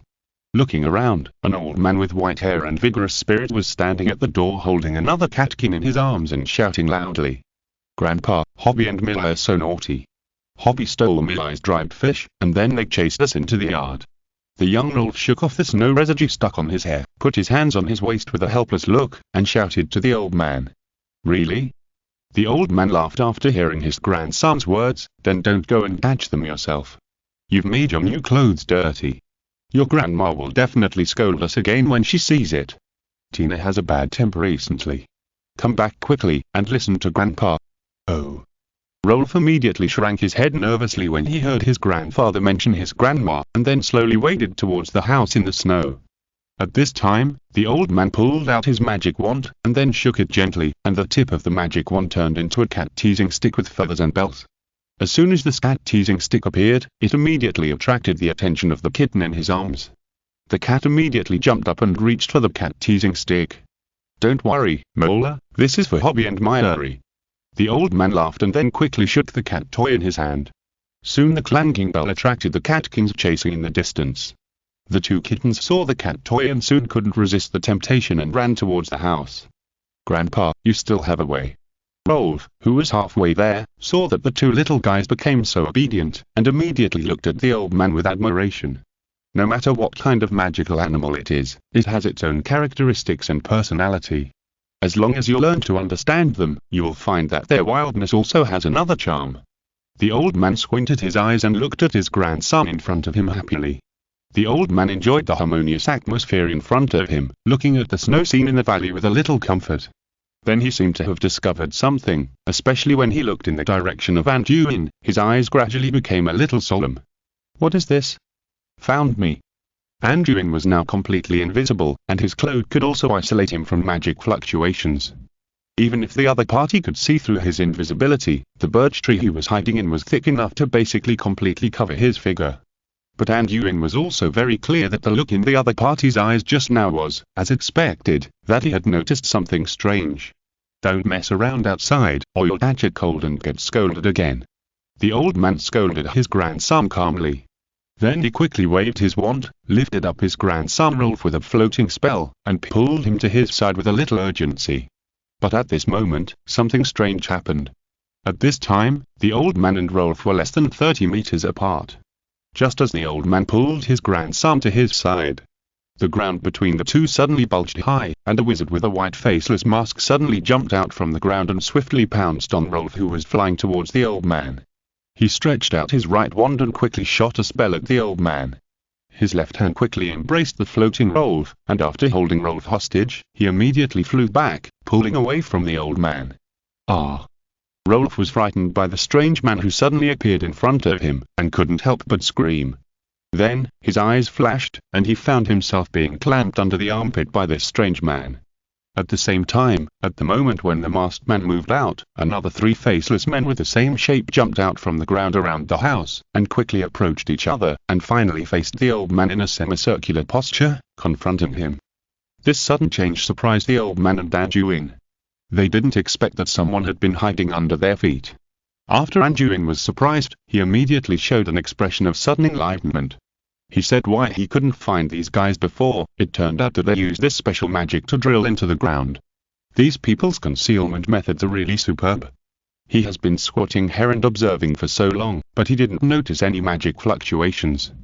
It's really amazing. The old man standing in front of the door at this time also had a shocked expression. He did notice something wrong before, but he didn't think about it at all. Now seeing that his grandson was actually held hostage, he couldn't help but show a trace of anxiety on his face. Bang! The old man reacted quickly and picked up the magic spell that flew in front of him. Then he squinted his eyes and looked at the people in front of him. Especially when he saw the faceless masks on their faces and the same standard snow-white magic wands in their hands, his heart couldn't help but skip a beat. "Help, Grandpa, who are you and what are you doing?" Luofu's little eyes revealed fear, and he hurriedly shouted for help. When the masked man who held Luofu hostage heard the boy's cry for help, he shook his magic wand at him neatly, and then Luofu's mouth was glued shut by the glue and couldn't help but make a sound. Chapter 342 Newt Scamander, asking for monthly recommendation votes. Silver Spear. Why are you in England? I remember that after the fall of the Saints, you have been hiding in Germany to survive. Why? Are you out now to do poaching and smuggling? Although his precious grandson was held hostage, the old man remained calm, but his expression gradually changed from kind to serious. "Mr. Scamander, we are honored that you can still remember the old name of the club. We are sorry to meet you in this way today. We also have our own difficulties." The masked man who held Rolf hostage held his wand in front of him, saluted respectfully, and then made a deep voice that sounded like a man and a woman. "You have no choice. Don't tell me a joke. Don't think I don't know what kind of people you are. Originally a dueling club, the leader finally fell into the company of black magic. On the surface, you were a fair duelist, but you were doing shameful things behind the scenes. The truth of history has never been so called absolute. In your eyes, the club may be a group of hyenas, but we are just some small people fighting for our ideals. We are all trying to survive. There is no distinction between noble and humble. Facing Scamander's ridicule, the masked man did not show anger, but just stated in a flat tone. Oh, really? It seems that you are quite proud. I just remembered that decades ago, at least half of the tortured magical animals I rescued were from your hands. If the Saint party had not come out, you would have been completely wiped out. Scamander snorted coldly and said neither servilely nor arrogantly. Then I have to thank you for your mercy. You intercepted so many goods from us, and we didn't say anything, right? Maybe today is a good opportunity to make peace. The masked man seemed to have no feelings at all, and was not moved by Scamander's thorny words. You kidnapped my grandson, and this is what you call making peace? Scamander's expression became colder and colder. Tell me, what is your purpose? You didn't come here in the middle of the night just to reminisce with me. Also, shouldn't you introduce yourself first when you come to visit me? You all have your own code names in the club. I remember that I once rescued a Thunderbird from a guy named Nando Leopard. You don't look like a nobody without a code name. You're joking. Thank you for your kindness. I'm the Silver Spear Club.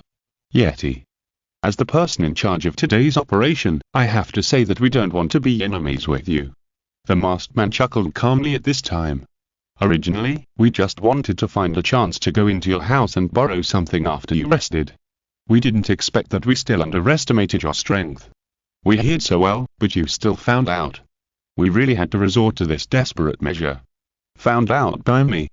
Scamander glanced at the birch tree in the distance with some surprise. He had never felt that there was someone hiding under his feet before. It was just that he was familiar with every tree and grass in the valley and felt that there was something strange in the distance, so he hurriedly recalled Rolf. Could it be that his actions alerted the enemy? But who is the person hiding in the distance? Is it their accomplice? No, these guys obviously have such a good way to sneak in, why do they have to hide in the distance with all their efforts? At this time, Anduin, who was hiding quietly in the distance, secretly wiped his sweat. He seemed to have been discovered by the old man, but it seemed that the other party, in order to guard against him, let out the enemy who was hiding more secretly. At the same time, Anduin savored the conversation between the two sides. The old man seemed to be called Scamander by the people at the Silver Spear. If he guessed correctly, the old man in front of him was Newt Scamander, the author of Fantastic Beasts and Where to Find Them, and the author of his Care of Magical Creatures course. This is a legendary figure. Who would have thought that he actually lived here, and these people at the Silver Spear came all the way here? What was their purpose? Before Newt and Anduin could continue to think wildly, the masked man who called himself Thestral spoke again. The reason why we come to bother you today is actually very simple, and that is the box in your hand. The masked man maintained a calm tone at this time. As long as you are willing to lend us that box, I will release your precious grandson immediately. I am willing to swear on the honor of the club. I didn't expect that after so many years, you are still thinking about it. After hearing the other party's request, Newt had an expression of sudden enlightenment, so that's why you are still dreaming of cross-continental smuggling. But I'm sorry, my suitcase was returned to Dumbledore a long time ago. If you really want it, go to Hogwarts to find him. Hearing Newt's answer, Thestral was obviously not satisfied, but he still smiled, and then slowly put his wand on Rold's neck. Let's be frank. As early as last year in Brazil, our people saw the box in your hands. If you still insist on saying this, don't blame me for being rude. At this time, the tip of the wand in Iki's hand against his neck flickered with a faint light, and Rolf was trembling because of the space, looking at his grandfather with fear in his eyes. Seeing this scene, Newt's right hand holding the wand tightened slightly. It seemed that the other party came prepared and investigated so clearly beforehand. Anduin, who was watching this scene from a distance, narrowed his eyes slightly. The behavior of these guys was really despicable. It seemed that something had to be done. But at this moment, a burst of hurried pacing suddenly came from behind Newt. Newt. Rolf. What are you two doing outside again? Don't you know it's late? I tell you, don't force me to get angry with you. An old woman rushed out of the room cursing. The old woman's skin was well maintained. Except for a few strands of white hair on her temples, her hair was still black and shiny. She was wearing an apron. However, when she walked out of the door, she also found something strange at the scene. A group of masked men were holding her grandson hostage. Are you, Silver Spear? The old woman immediately drew out her wand and pointed at the people in front of her. Then she turned her head to look at her husband beside her. What's going on? Why are these smugglers here? How did Rolf get into their hands? Chapter 343. Someone is behind the scenes, asking for monthly ticket recommendation. Newt looked at his wife helplessly. He spoke so loudly before, hoping to remind her to find a way to call for help. Who knew that Tina would rush out so straightforwardly? Hello, Mrs. Scamander, since both of you are here, let's get this unpleasant thing over with.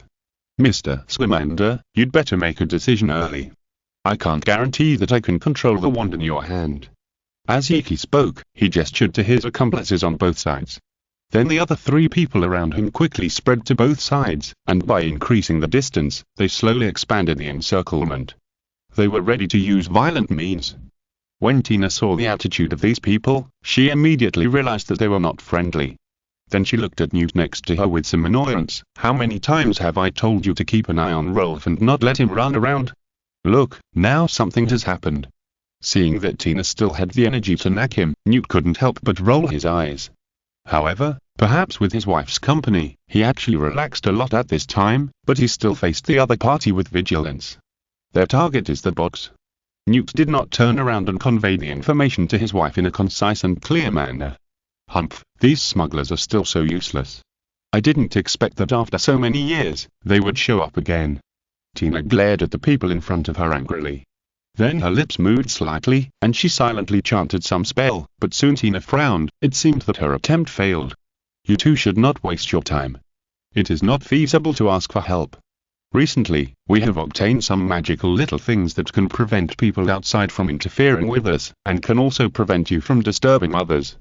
The Vestrel saw Tina's attempt and found that she had failed. He couldn't help but show off to the two of them proudly. After Tina cast the spell to no avail, she looked at Newt anxiously, and then shook her head slightly. Newt was also a little troubled when he saw this. Rolf was in their hands now, which made them a little cautious. At the same time, the external contact was cut off. Should they really hand over the box to them? Newt himself knew the importance of the suitcase to them. This thing was just a mobile breeding farm in his hands, but if it fell into the hands of these smugglers, the consequences would be disastrous. But just as he was on guard and thinking about countermeasures, he suddenly found something wrong. There seemed to be someone behind the Vestrels. Mr. Scamander, I think you have enough time to think about it. The Theris held Rolf in front of him, and the wand in his hand against his neck pushed harder and harder, which made Rolf feel a sharp pain in his neck and groaned excitedly. I will count down to 10 at the end, if you really want to watch your precious grandson die. Despicable guy, if you have the guts, let him go and we will fight one-on-one. Aren't you always the most advocate of solving problems through duels? Tina saw the other party's actions and shouted angrily. 10. The Theris completely ignored Tina's shouting, and just said it in a cold tone. Tina saw that the other party was so determined at this time, and she felt a little flustered in her heart, and then looked at her husband beside her anxiously. After so many years, he has always been the best at dealing with such emergencies. At this time, Newt was staring at the direction of the Theris with an inexplicable meaning, completely ignoring the other party's countdown, but seemed to be thinking about something. Seeing her husband's abnormal state, Tina couldn't help but follow his line of sight, and then her eyes were slightly startled, as if she had discovered something. 3. Iki saw that the two old guys were staring at him indifferently, and he couldn't help but feel annoyed, and shouted even louder. If the other party really refused to give in, he wouldn't mind getting rid of the hostages first, and then killing the two tough guys. Anyway, jammers have been set up around them, and they can't run away. 2. Wait. Just when Iki shouted to, Newt suddenly shouted and stopped him. Hey, Mr. Scamander, I thought you really wanted to watch your precious grandson die. If you had cooperated earlier, wouldn't nothing have happened? Iki was overjoyed when he saw the other party give in. If possible, he didn't want to fight with the two in front of him. After all, they were all world-famous figures, and the result of a real fight was still unknown. Put Rolf down first, I'll get you the box. Newt stared at Iki and shouted. Hearing Newt's words, Iki felt relieved, knowing that the old man was still worried about his grandson. Then he lifted Rolf down and put him under his armpit again from in front of him, and the wand was also away from his neck. Hey, as long as you are willing to cooperate, everything will be fine, Iki was just about to comfort the two old men in front of him and let them cooperate with him obediently. As a result, he felt a sudden sharp pain in the back of his neck before he said half of the words. Then he felt his whole body lighten, and his vision slowly rose. After a moment of daze, when he saw his headless body, his mind finally reacted. He had been beheaded on the spot. At this time, behind Yuki, a middle-aged man in a black cloak was floating in the air. At this time, he was lifting Rolf from Yuki's arms and kicked him away. The sudden change made the other three masked men present stunned.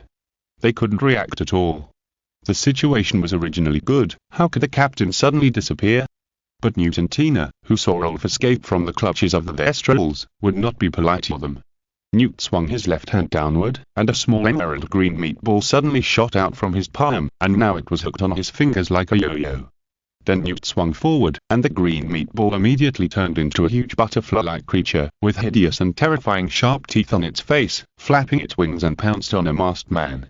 Newt himself immediately blasted a curse at another masked man. At the same time, Tina beside him was worthy being an Auror who had fought on the front line for many years. Her movements were very crisp and neat. With a flick of her wand, several powerful and fierce spells were shot at an enemy. Facing the attack, the wizards belonging to the Silver Spear Elite Tactical Unit also reacted at this time, and handled it very quickly, defusing all the attacks with a few swift swings of their staffs. Then they all looked at the middle-aged man in the center of the battlefield. If they wanted to completely reverse the situation, they had to get Rolf back as soon as possible. Chapter 344. All are experts, asking for monthly recommendation tickets. At this time, the middle-aged man who attacked and killed the Thestrals and snatched Rolf in the center of the battlefield was Anduin, who changed his appearance with a disguise mask. He didn't want to expose his identity easily. In fact, he started to act when Tina just appeared. In order to avoid being discovered, Anduin approached the Thestrals at an extremely slow speed. After all, although he was invisible, physical collision still existed.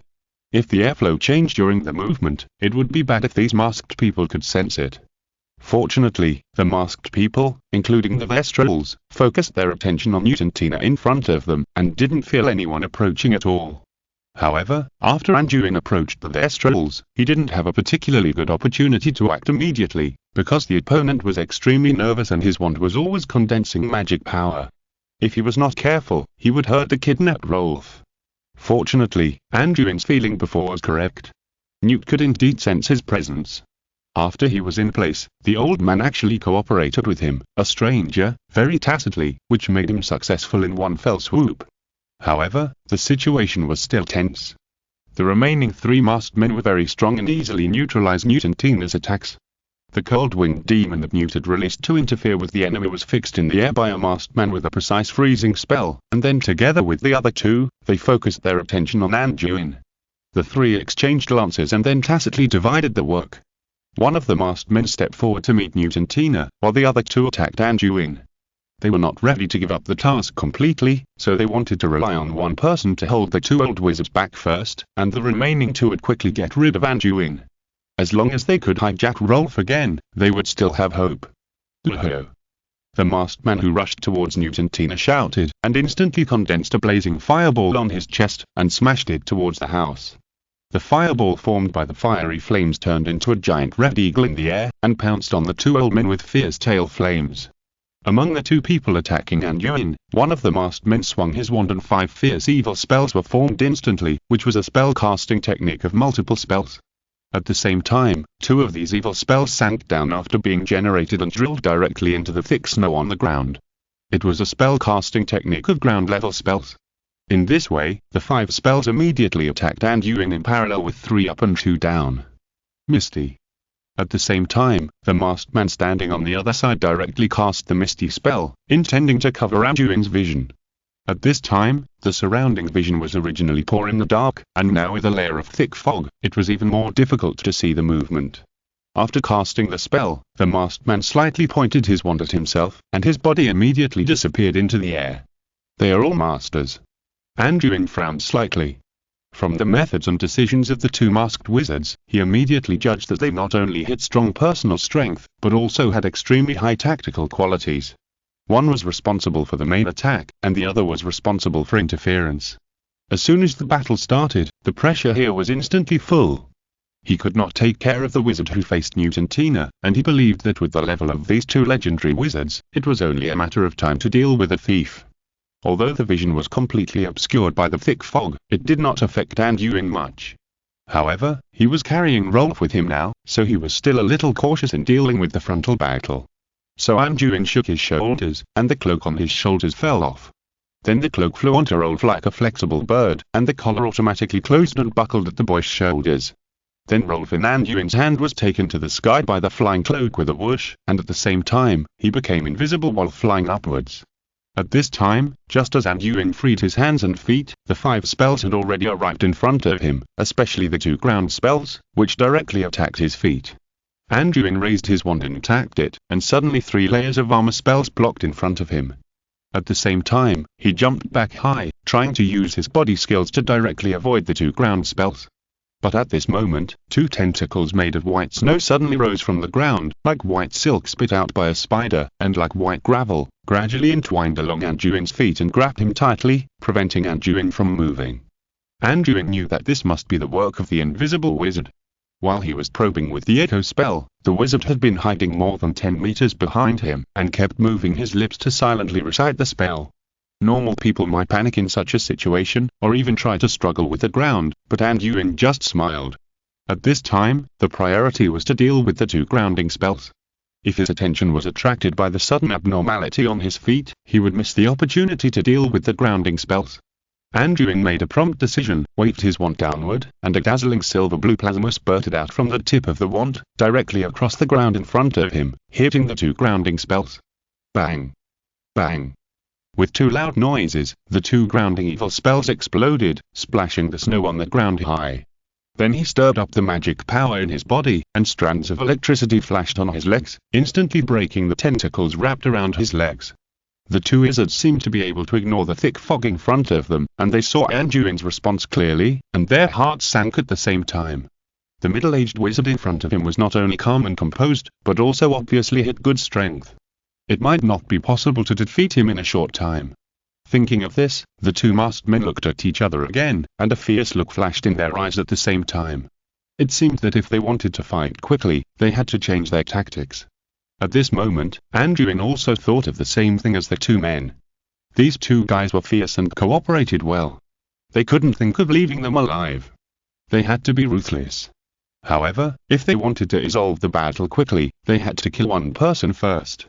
However, with the reaction of these guys, it would definitely be too late to use a spell like the God-destroying slash that required charging. It seemed that they would have to spend some energy. The 3 people's thoughts were only for a moment, and soon everyone took action. Anduin waved his left hand, and then saw several silver lights flying out of his sleeves and flying straight towards the invisible wizard. Then he stretched out his wand and hit another wizard hard, and then saw an electric current with strong light shooting towards the other party. The masked man who faced the lightning attack head-on was very calm. He first held up a thick iron armor with his right hand, then flicked his left hand, and 5 amulets appeared in his palm. He raised his hand and threw them at Anduin. Chapter 345. Strange spell, asking for monthly recommendation tickets. The amulets changed direction immediately after they left his hand, and shot towards Anduin like a ground-hugging spell. Using my things against me. Anduin smiled coldly when he saw the amulets used by the other party. These were probably the throwing amulets he sold to Azalea. These guys had a good idea and actually used them on him. As the creator of these amulets, Anduin was naturally familiar with dealing with them. He just swung the magic wand in his hand lightly, and the surging electric current was like a curling and twisting lightning snake, and the snake body whipped towards the amulets like a silver whip. In an instant, the metal amulets were like firecrackers, crackling in the air, and instantly made them lose their function. But his cluster lightning had not ended yet, and the condensed plasma hit the masked man's armor spell firmly. The violent attack of the wild thunder caused waves on the transparent magic shield that blocked it, and the armor spell suddenly looked like it was about to fall. The masked man saw that his attack was instantly resolved. At the same time, the power of the spell cast by the opponent was ridiculously strong, forcing him to use all his strength to support the armor spell. He became more and more anxious and couldn't help but glance at his companions. The masked man behind Anduin shook his wand at the beginning, and rolled it wildly in the air, and immediately rolled up a fierce whirlwind around him, and lifted the gravel and snow on the ground to form a small tornado. At the same time, Anduin shot several silver lights at him. At this time, the masked man who had just started to activate the spell clearly identified these silver lights as 4 metal amulets and a small metal ball. Seeing this scene, he couldn't help but feel a little shocked. Could this guy be from the Ministry of Magic? How come he used the same standard equipment given to them by the unicorn? But now is not the time to think so much. The masked man knew the power of these props very well. Now he didn't care whether the charging spell was completed or not. He could only push the whirlwind forward with all his strength to meet those alchemical props. Several amulets exploded immediately after hitting the whirlwind. Fortunately, the masked man was afraid of the power of these amulets and hit back for a distance, so he was not affected by the effect of the amulets. The metal ball instantly unfolded after hitting the hurricane, turning into a large silver net, with a faint electric current and magical light flashing on it. Then it actually stuck to the small tornado, and within 2 seconds, the whirlwind seemed to have lost its magical support and gradually dissipated. However, the large net lost its driving force as the whirlwind disappeared and fell directly to the ground. The masked man saw that the magic he had worked so hard to accumulate was actually offset by someone throwing an alchemical item, and he couldn't help but feel a little angry. But at this time, he also knew that his companion was under the attack of such a wizard. Seeing that he looked shaky, he would die soon if he didn't help. Ha! The masked man shouted, and immediately used all his strength, and then blasted out a black and green spell, like a ball of sticky tar, shooting at Anduin. Anduin was facing the masked man in front of him at this time, and he had already used all his strength, but he didn't expect that the other party was so resistant. Seeing that the armor spell was about to fall apart, he couldn't ignore the evil curse coming from behind.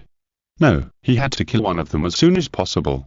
At this time, he made up his mind, and then he split a little energy to slap his waist, and then a metal ball flew out quickly, and then went around Anduin's back and went straight to meet the evil curse. This was Lincoln's sphere. At this time, the sphere immediately opened several armor spells in the face of the attacking spell, and then the seemingly weird spell suddenly turned after approaching, trying to bypass the sphere in front of it. It turned out that the masked man who cast the spell behind used the tracking spell technique to remotely control the spell to deviate the trajectory. But Anduin's echo glasses also saw this scene. It seems that the other party has high hopes for this spell. However, he got tired at the tracking spell 2 years ago. Now he still hopes to hit me by deflecting the trajectory. Wishful thinking. At this time, as the spell moved, the Lincoln sphere also moved quickly under Anduin's control, and kept blocking the direction with the magic spells dodging and maneuvering. Even when the spell changed direction and slowed down, the Lincoln sphere actually crashed into it. When the spell and the sphere collided, the strange black and green spell actually stuck to the protective shield held up by the Lincoln sphere. And while sticking, it continued to erode the armored protective shield, sizzling and stirring up a burst of green smoke, and almost in the blink of an eye, the 2 layers of armor protection were melted. Anduin was also shocked when he sensed the movement behind him. It was this kind of highly corrosive magic again. It seemed that this was a unique spell belonging to the Silver Spear. Not only Azalea could use it, but the masked wizard could also use it. Seeing that the magic shield supported by Lincoln's sphere was being rapidly eroded by this corrosive spell, it was estimated that it would not take long for the sphere to touch the sphere itself. To be honest, Anduin was not sure whether his sphere could withstand the erosion of this magic. This prop cost him a lot of good materials. If it was directly broken, it would really make him feel a little distressed. At this time, the masked man opposite him had been holding on for a long time with the iron armor spell. Although he looked shaky now, he couldn't say how long it would take to kill the other party. Because Anduin was thinking about his sphere in his heart and couldn't bear to let his treasure be scrapped here, he had to stop attacking the wizard in front of him and turned around to use clear water like a spring on Lincoln's sphere. The clear water flow wrapped around the sticky spell, just like pouring cold water into boiling oil, with a burst of sizzling sound, and then the water was polluted and dark. But taking this opportunity, Anduin was able to take back the Lincoln sphere. However, as soon as he took back the sphere, Anduin was sensitive enough to sense a wave of magic coming from the bottom of his feet. Seeing this, Anduin immediately jumped to the side. Then he saw that where he was standing, several sharp stone edges suddenly sprang up from the ground. It turned out that the wizard behind him attacked again when he was handling the sphere. Anduin glanced at the cluster of stone cones. It was magic he had never seen before. The unique magic in the hands of this silver spear was very rich. And the masked man who launched the surprise attack saw that his sneak attack did not work, and immediately urged his magic power again, muttering a spell. Chapter 346. Death without a complete body, asking for monthly votes and recommendation tickets. Seeing this, Anduin naturally couldn't let the other party get what he wanted. He raised his hand and shot a sharp arrow at the other party. Then he threw out a silver chain, which was the soul-binding snake. The metal mesh equipment he used before, the soul-binding chain, directly resolved the other party's powerful spell, but the material of that prop was relatively expensive, and he only had the one he just used. Now he could only use the metal snake in his hand. As for the spell that Anduin was shooting at, the masked man had to cancel the spell he was preparing and give priority to blocking the sharp attack. After interrupting the other party's spell, Anduin turned around again. The wizard he had been focusing on just now was now at the end of his strength. He couldn't be dragged down by the man behind him, and he had to continue to work hard to kill the other party. At this time, the masked man who had been suppressed by Anduin before saw that the other party was pointing his spear at him again, and his heart couldn't help but shudder. This bastard is really endless, and he's coming again. Now he felt that his hand holding the magic wand was aching slightly. It was impossible to fight back. It seemed that he could only think of ways to preserve his living strength. Then the masked man mobilized the last magic power in his body, pointed his magic wand at the ground, and then saw his body slowly sinking into the ground. Want to use this kind of underground magic again? Anduin smiled coldly, and then moved his body, and jumped high, then grabbed the magic wand, and hit the ground hard after landing. Then he saw a strong electric current piercing into the ground. At this time, the masked man who was trapped in the ground had only his head exposed, and then he saw him suddenly burst into a violent scream. Ah! Along with the painful scream, the masked man was still twitching, and soon wisps of green smoke came out of his body, and the air could smell the smell of burnt raw meat. Glaring. The masked man behind him finally got rid of the metal snake, and then saw his companion being electrocuted to death by the opponent, and couldn't help shouting out his teammates' code names. The masked man saw that 2 teammates had died tragically in Anduin's hands one after another, and he was also anxious. It was not because of how deep his feelings with these companions were. But now the situation was critical. If he was left alone, he would not be sure to deal with the difficult enemy in front of him. Avada Kedavra. The masked man was now desperate and used the killing curse on Anduin. You know, under normal circumstances, they rarely use the 3 unforgivable curses, because if they are facing a strong person, this high-cost spell is not more effective than other spells, but will waste more magic power. At the same time, the unforgivable curse will have an adverse effect on a person's spirit and soul every time it is used, which has a greater negative effect on duelists like them who emphasize staying calm and maintaining a firm will. When Anduin saw the killing curse coming from the other side, he didn't even blink. The Lincoln sphere that he had just taken back bounced out automatically and turned into a metal round shield, blocking the killing curse firmly. At the same time, he was unharmed. The wind and clouds rolled up. At this moment, Tina's spell sounded from the other side of the thick fog, and then a strong wind blew away the remaining thick fog at the scene. When the surrounding vision was restored, Newt and Tina walked out of their house calmly. Newt was holding a metal kettle in his hand at this time, which looked similar to the military kettle that Anduin used in his previous life, but the shape was smaller and the 2 edges were narrower. At this time, a soft stream of water was constantly gushing out of the kettle. After the clear water flowed to the ground, it spread on the ground and obediently wandered around Newt, like a loyal magic carpet. Seeing this scene, Anduin felt that it was very similar to Gara's sandpyre, except that one flowed sand and the other flowed water. Not far from Newt and Tina, the masked man who had rushed towards them before was now scattered all over the ground. That's right, the masked man didn't even have a complete body left. He was obviously frozen into a big ice block first, and then blasted into pieces. Now there are still large pieces of ice attached to his limbs. Holding a magic wand, Tina approached the 2 people who were still confronting each other with cold eyes, and then glanced at the masked man who was electrocuted to death by Anduin with only his head left on the ground, and looked up at the top of his head. Sir, thank you for your help, but can you put my grandson down first? It's so cold at night, and what if he catches a cold? Tina said to Anduin with a frown. Anduin did not say anything, but nodded slightly, then stretched out his hand and waved in the air, and the cloak wrapped around Rolf slowly fell towards Tina. When it completely landed beside Tina, the collar of the cloak automatically loosened, and then it flew back and fell on Anduin's shoulders. When Tina saw that Rolf was finally safe, she felt relieved. Only now was she basically sure that Anduin had no ill will towards them. Before, she had always been secretly wary of this stranger in front of her. After Rolf landed, he immediately threw himself on his grandmother. At this time, he was still cursed and could not speak at all. He could only make excited woohoo sounds. Tina also held her grandson tightly at this time, and then gently touched him, while complaining, "Look at you, Rolf, Grandma has long told you not to run around at night, but you just didn't listen. Look, you almost got into trouble today." After that, Tina pretended to hit Rolf's little head hard with her wand. At this time, Rolf completely ignored Tina's scolding. Instead, he looked up at his grandmother, then looked at Anduin not far away, and then said with a little excitement, "Grandma, did you see it? I was flying just now, not using a flying broom, flying directly in the sky. It was so cool." And that uncle, Rolf pointed at Anduin while speaking, "He was so handsome just now. He beat those two bad guys alone. I saw it from the sky. Although it was foggy and not very clear, it was flashing below. It was so exciting." After hearing Rolf's words, Tina was immediately furious. Then she suddenly realized that this kid seemed to have seen a dead person. How could he be so excited to see someone being killed? Then she quickly covered her grandson's eyes with her hands, and refused to let go no matter how he pulled. Newt, who was standing aside, looked at the last remaining masked man with a serious face after making sure that his family was fine.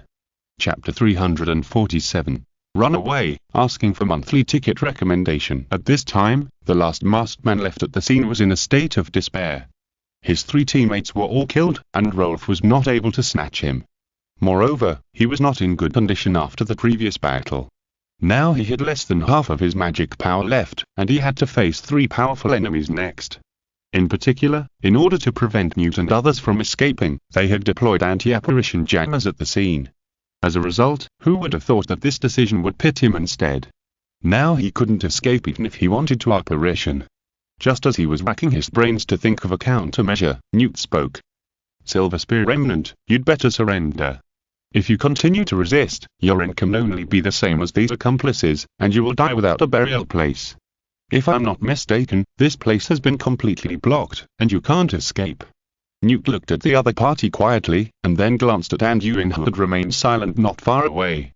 "And this gentleman, thank you very much for your help tonight. The Scamander family is willing to establish friendship with you. I wonder if you are willing to tell us your name?" At this time, Anduin first glanced at the masked man who was at a loss, and then turned his head to look at Newt and Tina, showing a friendly smile. After seeing Anduin's expression, Newt and his wife also smiled back. But at this time, something happened that caught the 2 of them off guard. After Anduin smiled at the 2 of them, his figure suddenly moved, and he burst out at a very fast speed in an instant, and flew towards the masked man. At the same time, Anduin approached and fired several spells at the masked man in succession. His sudden move caught Newt and his wife and the masked man by surprise. The wizard with the silver spear reflexively parried the rushing spell. But in the panic, he was at a loss. Although he barely resisted the evil spells in front of him, he was also rushed in front of Anduin. After Anduin got close to him, he immediately took out 2 sonic boom amulets and launched them directly. The sudden infrasound made the masked man dizzy. Then he was knocked down by Anduin's close-fitting stun spell. Then Anduin took the opportunity to clamp the masked man under his armpit, and then raised his hand and waved. The soul-binding chain, soul-binding snake and other amulet debris that had fallen to the ground flew towards him and were steadily collected in his sleeves. Then Anduin took off into the air without looking back, and rushed out of the valley with the surviving masked man. This set of operations was smooth and flowing. When Anduin ran away with the masked man, Newt and Tina didn't even react. After several seconds, Newt and his wife, who was still standing there, realized that the wizard who had helped them before had left without saying goodbye. "Who is this person?" Tina looked at Anduin who was about to disappear from her sight, and looked at her husband in confusion. "I've never seen him before, and his face is very unfamiliar, but the fact that he was able to withstand the attack of 2 silver spears and kill one of them is enough to prove that he is not weak. Logically, such a person should not be unknown," Newt said, and at the same time, he tapped the metal bottle in his hand with his wand, and then the clear water surrounding him flowed back into the bottle as if it had life. "He doesn't seem to have any ill will towards us, but why didn't he say a word from beginning to end, and even kidnap the gangster?" Tina frowned slightly, and had no clue for a moment. "He kidnapped the Silver Spears. Does it prove that his target is the Silver Spears people, and the other party looks strange? Is it possible that he is a foreign wizard?" Newt saw that the man had run far away, and it was too late to chase him, so he simply cleaned up the scene calmly. "What do you mean?" "He is a bounty wizard. Tina thought of a possibility, a strange wizard, and his target was those smugglers, which was consistent with the behavior logic of those bounty wizards. It's possible. Aren't bounty hunters the most popular in the American wizard world? You don't have any impression of him either. Newt summoned a patronus and prepared to send a message to the Ministry of Magic. Today's accident scared them. I've been retired for a long time. Besides, I haven't seen all bounty hunters. And most of those guys in the United States are not good people.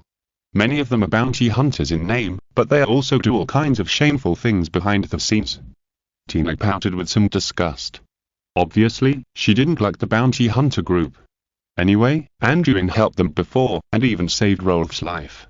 So when the two found that they couldn't figure it out, they didn't talk about this strange benefactor anymore.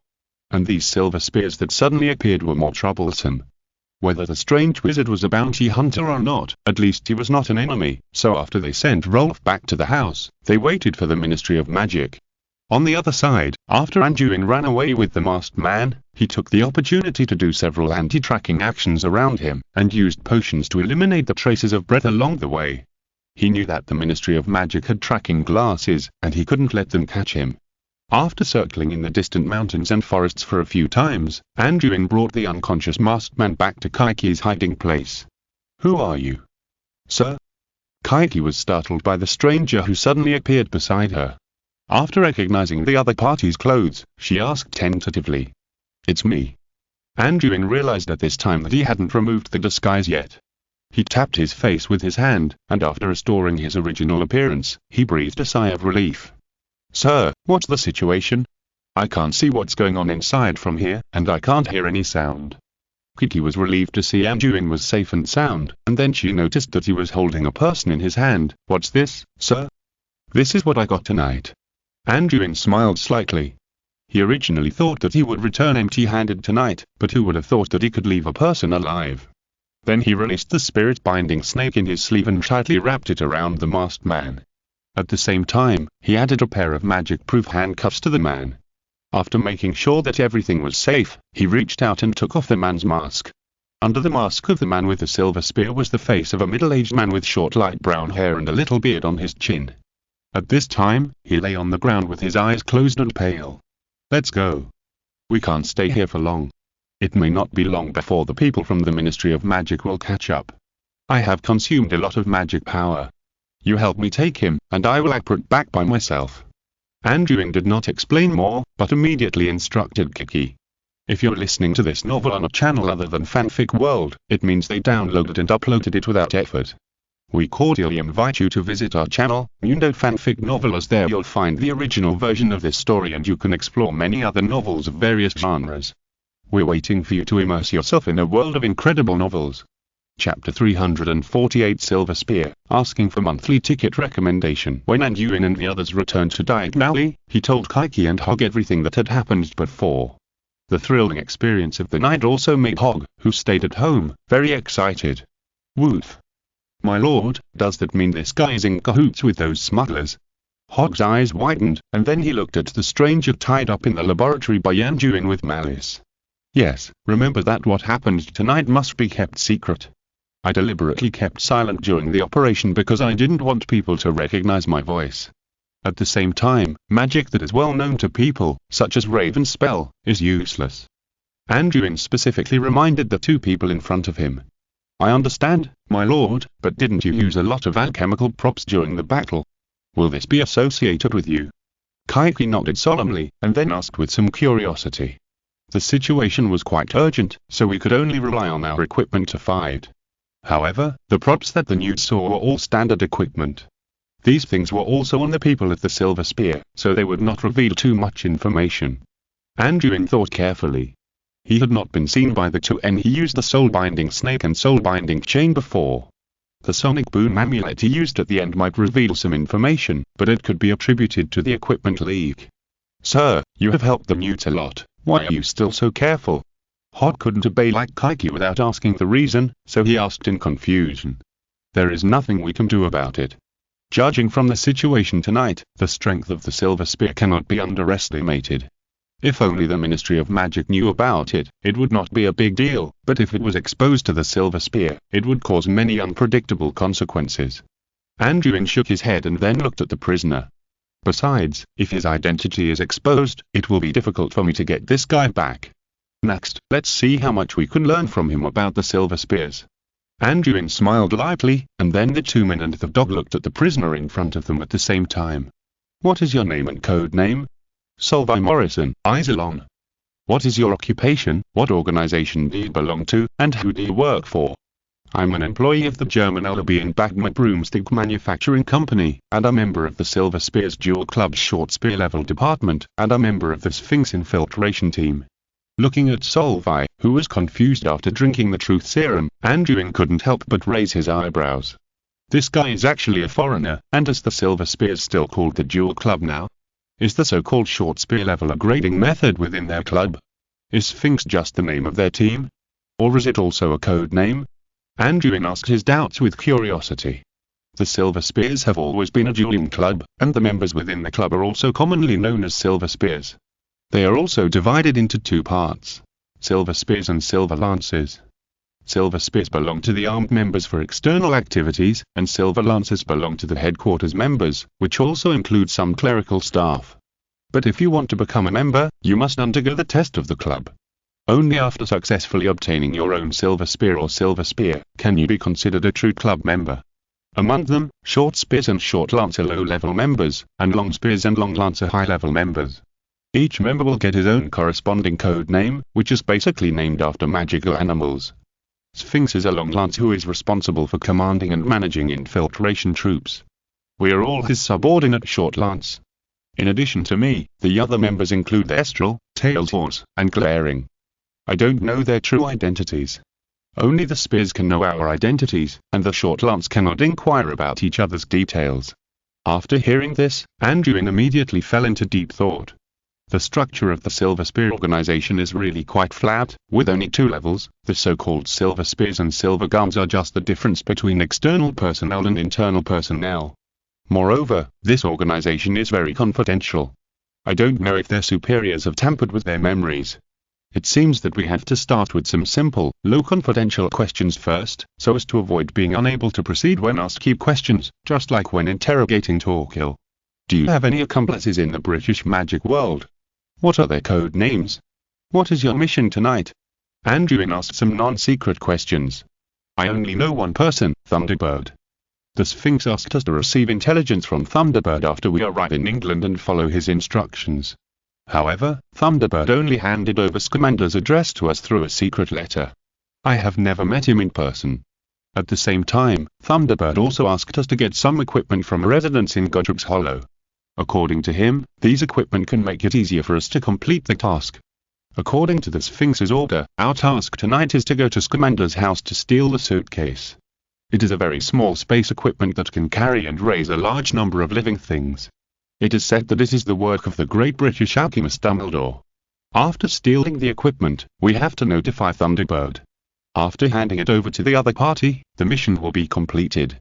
I see. Anduin nodded silently. There is alchemical equipment that can hold living things, such as many magic tents or houses cast with the untraceable stretching spell. But he had never seen an alchemical item that could meet the two requirements of carrying a large number of living things and small size, which was mainly limited by the materials. Anduin's own space ring could hold a lot of things, but it could not hold living things. The items that could hold living things were basically very large and could not be moved at will. At the same time, Anduin also realized that if smugglers like Silver Spear really got such equipment, it would definitely have an unexpected effect on the smuggling business. Seeing that this Iseron was very happy to answer, Anduin was ready to increase his efforts and ask some more in-depth questions. What happened to your wands and masks? And how will you pass information to Thunderbird after completing your mission? We, the Silver Spear Club, are proud to own pure and powerful Aspen wands. All wizards who want to join the club or be recruited must undergo the club's tests. The most important one is the duel. Only after passing the test can you determine whether you can obtain your own Aspen wand and mask. The wand and mask will also be a symbol of every member's identity. Chapter 349. Fool, asking for monthly ticket recommendation ticket. Only after you have a wand can you be called our companion, and only then can you obtain the corresponding resources from the club, and of course you have to complete some voluntary work for the club. And the way to notify Thunderbird is naturally through the mask. Ugh. When Isolon mentioned the mask, his face suddenly changed, and suddenly became extremely ferocious, even more so than when Anduin tortured Torquil. No need to continue answering this question. After seeing the other party's reaction, Anduin immediately stopped Isolon through voice, and after getting his permission, the other party's expression gradually recovered. It seems that this club has really tampered with their memories. As long as they touch the secrets, they will have a stress reaction. I don't know if it is the Slyering mental protection spell. If it is this kind of spell, he can break it. But now it's better to ask a few more questions while the other party's drug effect has not worn off. If you use legilimency, it will be very troublesome to search because everyone's memory is too complicated, and general memory protection is more sensitive to legislency, which can easily have a counterproductive effect. Let's talk about magic. What about the magic that can escape underground and the magic with strong corrosiveness? Anduin changed the question, while keeping an eye on the other party's mental state. That's teleportation and corrosive spells. These are the secret magics of the club. The club advocates one-on-one duels and collecting duels-related spoils. There are many unique magics and research materials. Only after becoming a member of the club and gaining certain merits can you have the opportunity to learn. The four of us also learned the teleportation spell and became members of the infiltration team. Their spells, at this point, Iseron's expression became painful again, and Anduin had to stop him again. It seems that as long as it involves the internal information of the Silver Spear or the unique technology, it will touch the restricted area, but it is not on guard against some actions. Is it because they accept temporary tasks, so there is no time to encrypt? Needless to say, questions like where the other party's headquarters is and who is the leader of the organization must be confidential and must be unanswerable. Anduin looked at the other party and began to worry. The content that this Iseron had said before was not very valuable. He was more interested in the internal collection of this club, the rare knowledge. In view of this situation, Anduin could only ask some questions about operations, such as the previous activities of the Silver Spear in the UK, and the operations he had participated in. However, after asking, he did not gain much. The members of the Silver Spear Club had no contact with each other. They basically had a single line of communication with the corresponding spears. They usually lived a life of reading from the script. Iseron did not even know that the club had carried out operations in the UK before. And their previous operations were basically on the European continent. Usually, they were dispatched in small teams. They either hid underground to gather intelligence or ran to steal things. Most of them were small and rare magical animals, which did not help Anduin understand the situation of the club. After asking a lot of questions in a roundabout way, Anduin decided to give legilimency a try. However, he had not practiced this magic much, and now it was close to the level of instinct, so he was still a little unsure about exploring such tampered memories. But in the end, he had to try it first. If he could break the other party's memory blockade, it would be great. He did it right away. Anduin quickly calmed his mind, then looked at Iseron and used legilimency to spy on the other party's memory. But soon he was in tragedy. The memory blockade set up by the Silver Spear Club for its members was quite rough. Anduin had only explored the other party's mental world for a while, and immediately caused a rejection reaction. A strong mental energy suddenly erupted in Iseron's mental world, directly pushing Anduin's consciousness out of the memory space, and then the other party couldn't help twitching. After a while, Iseron was tortured into dementia, and Anduin didn't even react. When Anduin probed the other party's memory later, almost all the important memories in Iseron's mind were forcibly destroyed. How is it, sir, can he be saved? Hog and Kiki had been accompanying Anduin in the interrogation. The sudden change of this time made them a little overwhelmed. No. Anduin shook his head helplessly. The protective magic set by the Silver Spear in the other party's mind is very overbearing. As long as the situation is not right, it will directly destroy the brain. Now this guy has become a fool. Then what should we do next? Otherwise, let me bite this smuggler to death first. At this, Hog immediately bared his sharp teeth and looked at the other party's neck with a ferocious face. Don't make trouble. Anduin saw Hog's state and immediately slapped the other party's head. Although this guy's brain is no longer usable, his physical fitness is very good, and his magic value is as high as 756 points. He is still a very good living material. It's a waste to kill him like this. What? Do you mean we still have to keep him? Hog looked at Anduin with a puzzled look, and then looked at Iseron with hatred. Use him for a while. I can use him to experiment with memory magic and test some memory recovery techniques. Don't act on impulse. If I don't need him one day, I will give him to you. Anduin frowned and glared at Hog with a serious look. Well, okay, don't forget it. Hog shook his head unwillingly, and then asked, what should we do at this silver spear next? Well, judging from the structure of this organization, the low-level club members know very little, and the important memories are encrypted. We have to find a senior member. I guess the Thunderbird active in the UK is very likely a spear. First try to find the other party. Iseron mentioned before that the key to their communication is on the mask. I think that mask may be a special alchemical prop. I want to try to crack this mask to see if I can find any clues. Now I am more and more interested in this silver spear, especially the various special magics and research materials they have treasured. After all, this is an organization that has been passed down for hundreds of years, so there are still some good things. Anduin's eyes showed a hint of fanaticism. However, before Anduin started to formally study the mask the next day, he was visited by a group of Ministry of Magic employees. Chapter 350. Accepting the investigation, asking for monthly ticket recommendation. The next morning, there was a knock on the door in silver flash. Anduin, dressed in his casual clothes, walked out leisurely. He found that there were 7 or 8 Ministry of Magic employees standing outside the door. All of them had serious expressions and were on high alert. Everyone, why are you here so early? My store will open in a while. Anduin opened the door and looked at the people in front of him with surprise. Sorry, Mr. Wilson, we are not here to shop today. We suspect that you are involved in a serious case, so we need your cooperation in the investigation. The leading Aurora was Mavis, who had visited the store once before. She was dressed in a tight suit. She first spread a document in front of Anduin, then scanned the environment in the store at the corner of her eyes, and finally told the other party her purpose. Anduin reviewed the actions of last night in a very short time. After confirming that there was no hand left, he showed Mavis a kind smile. Okay, no problem, you are so polite. If you need my cooperation, just call me to the Ministry of Magic. Why come to my house? Anduin stepped aside and then raised his hand to the room. Please come in. There are many of you who haven't been to my place yet. Come in and take a look. While Anduin was talking, Mavis was observing his expression, but she didn't notice any flaws. After receiving Anduin's invitation, the Auroras behind him also walked into the store with a little hesitation. They looked sideways at the dazzling array of goods inside, while maintaining basic reserve and vigilance. Why are you all so serious? Did something happen? Anduin showed a puzzled expression and asked Mavis in confusion. Seeing that Anduin acted as if he was completely unaware, Mavis felt a little relieved. It didn't seem like the worst result they predicted. However, as an experienced Aurora, she did not completely relax her vigilance. She even warned a few guys who looked relaxed with her eyes before looking at Anduin with a stern face. It's like this. I have a few things here. I hope Mr. Wilson can explain to us why they appeared at the crime scene and in the hands of the suspect. Mavis took out an anti-apparition jammer and a shielding jammer from her arms, and then slapped them on the counter of the shop. This is my jammer. You mean these equipment appeared in the hands of the suspect?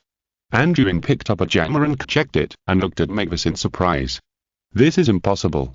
I only supplied a batch of these jammers to your Ministry of Magic, and I haven't sold any since the opening. You know, this is a dangerous item that is banned for sale. How could an outsider get it? Did someone get it from your Ministry of Magic, such as picking it up on the battlefield, or was it stolen? Anduin looked at the jammer in his hand puzzledly, and then said to Mavis as if guessing. Impossible. Mavis shook her head seriously. We have taken inventory of all the jammers in the Ministry of Magic. We have recycled even the damaged equipment. There is no missing. That's strange. Apart from the jammers I delivered to you last time, I really haven't sold any more jammers. You know, this is contraband. I will never sell it to anyone without the Ministry of Magic's documents. After saying that, Anduin took out the company's account book from the counter and pushed it in front of Mavis. Look, every transaction of equipment above level XXX is recorded. During this period, Mavis had been observing Anduin's expression, but the other party seemed to be unaware. After checking the account book, she did not find any flaws. In addition to the jammers you sold to the Ministry of Magic, do you have any other jammers? Mavis suddenly realized something and asked with her head tilted. Yes, I have some stock here. After all, if you really need it one day, it would be too troublesome to wait for the order to be made before producing it. Anduin nodded, and then seemed to understand what the other party meant. What do you mean? Impossible. I have kept all these jammers in extremely strict storage, and ordinary people can't steal them at all. Oh? Mavis raised her eyebrows. Where do you store the inventory? Do you mind showing us? This, after hearing Mavis's words, Anduin's expression showed a hint of uncertainty, but then he nodded at them and let them into the inner room. He opened the locker with the safe. You keep the things in this safe? How long have you not counted the inventory? Mavis asked, glancing at the safe that looked intact. It's been a few months. I can't sell this thing except the Ministry of Magic. My safe is a special magic prop. No one can open it except me. Anduin pointed to the safe. How many jammers do you have in stock? Can you open the safe and show us? Although Anduin was quite confident, Mavis still kept her own opinion. I have 5 of each type of jammer. As he said this, Anduin put his right hand on the safe and slowly input magic power. But the safe did not respond after his operation, and Anduin, who noticed this, suddenly looked ugly. What's wrong? Mavis noticed Anduin's expression and asked hurriedly. Something is wrong. The safe has no reaction to my magic. It should be easy to open it normally. There are other spells attached to it. I want to try to break the spell. After saying that, Anduin drew out his wand and pointed it at the safe, but was immediately stopped by Mavis next to him. Let us do it. Mavis stopped Anduin's behavior, and then winked at someone behind him. Then he saw a male wizard walk up, crouched in front of the safe, and carefully fiddled with something on the surface of the safe with his wand. How is it? Mavis asked nervously. It must have been cast under a transfiguration spell. The magic is very strong and it must have lasted for more than 10 days. The wizard who came forward to check said carefully. Remove the transfiguration spell and see. Under Mavis's order, the wizard cast a restoration spell on the safe. Then the true appearance of the safe finally appeared in front of everyone, and when the people around saw the deep hole on the safe door, they were all shocked. End of this chapter. Thank you very much for reaching the end. Don't forget to like. Looking for more exclusive content and immediate access? Subscribe to our Patreon. Remember, every like, subscription, or donation encourages us to continue. Thanks to everyone. See you in the next video.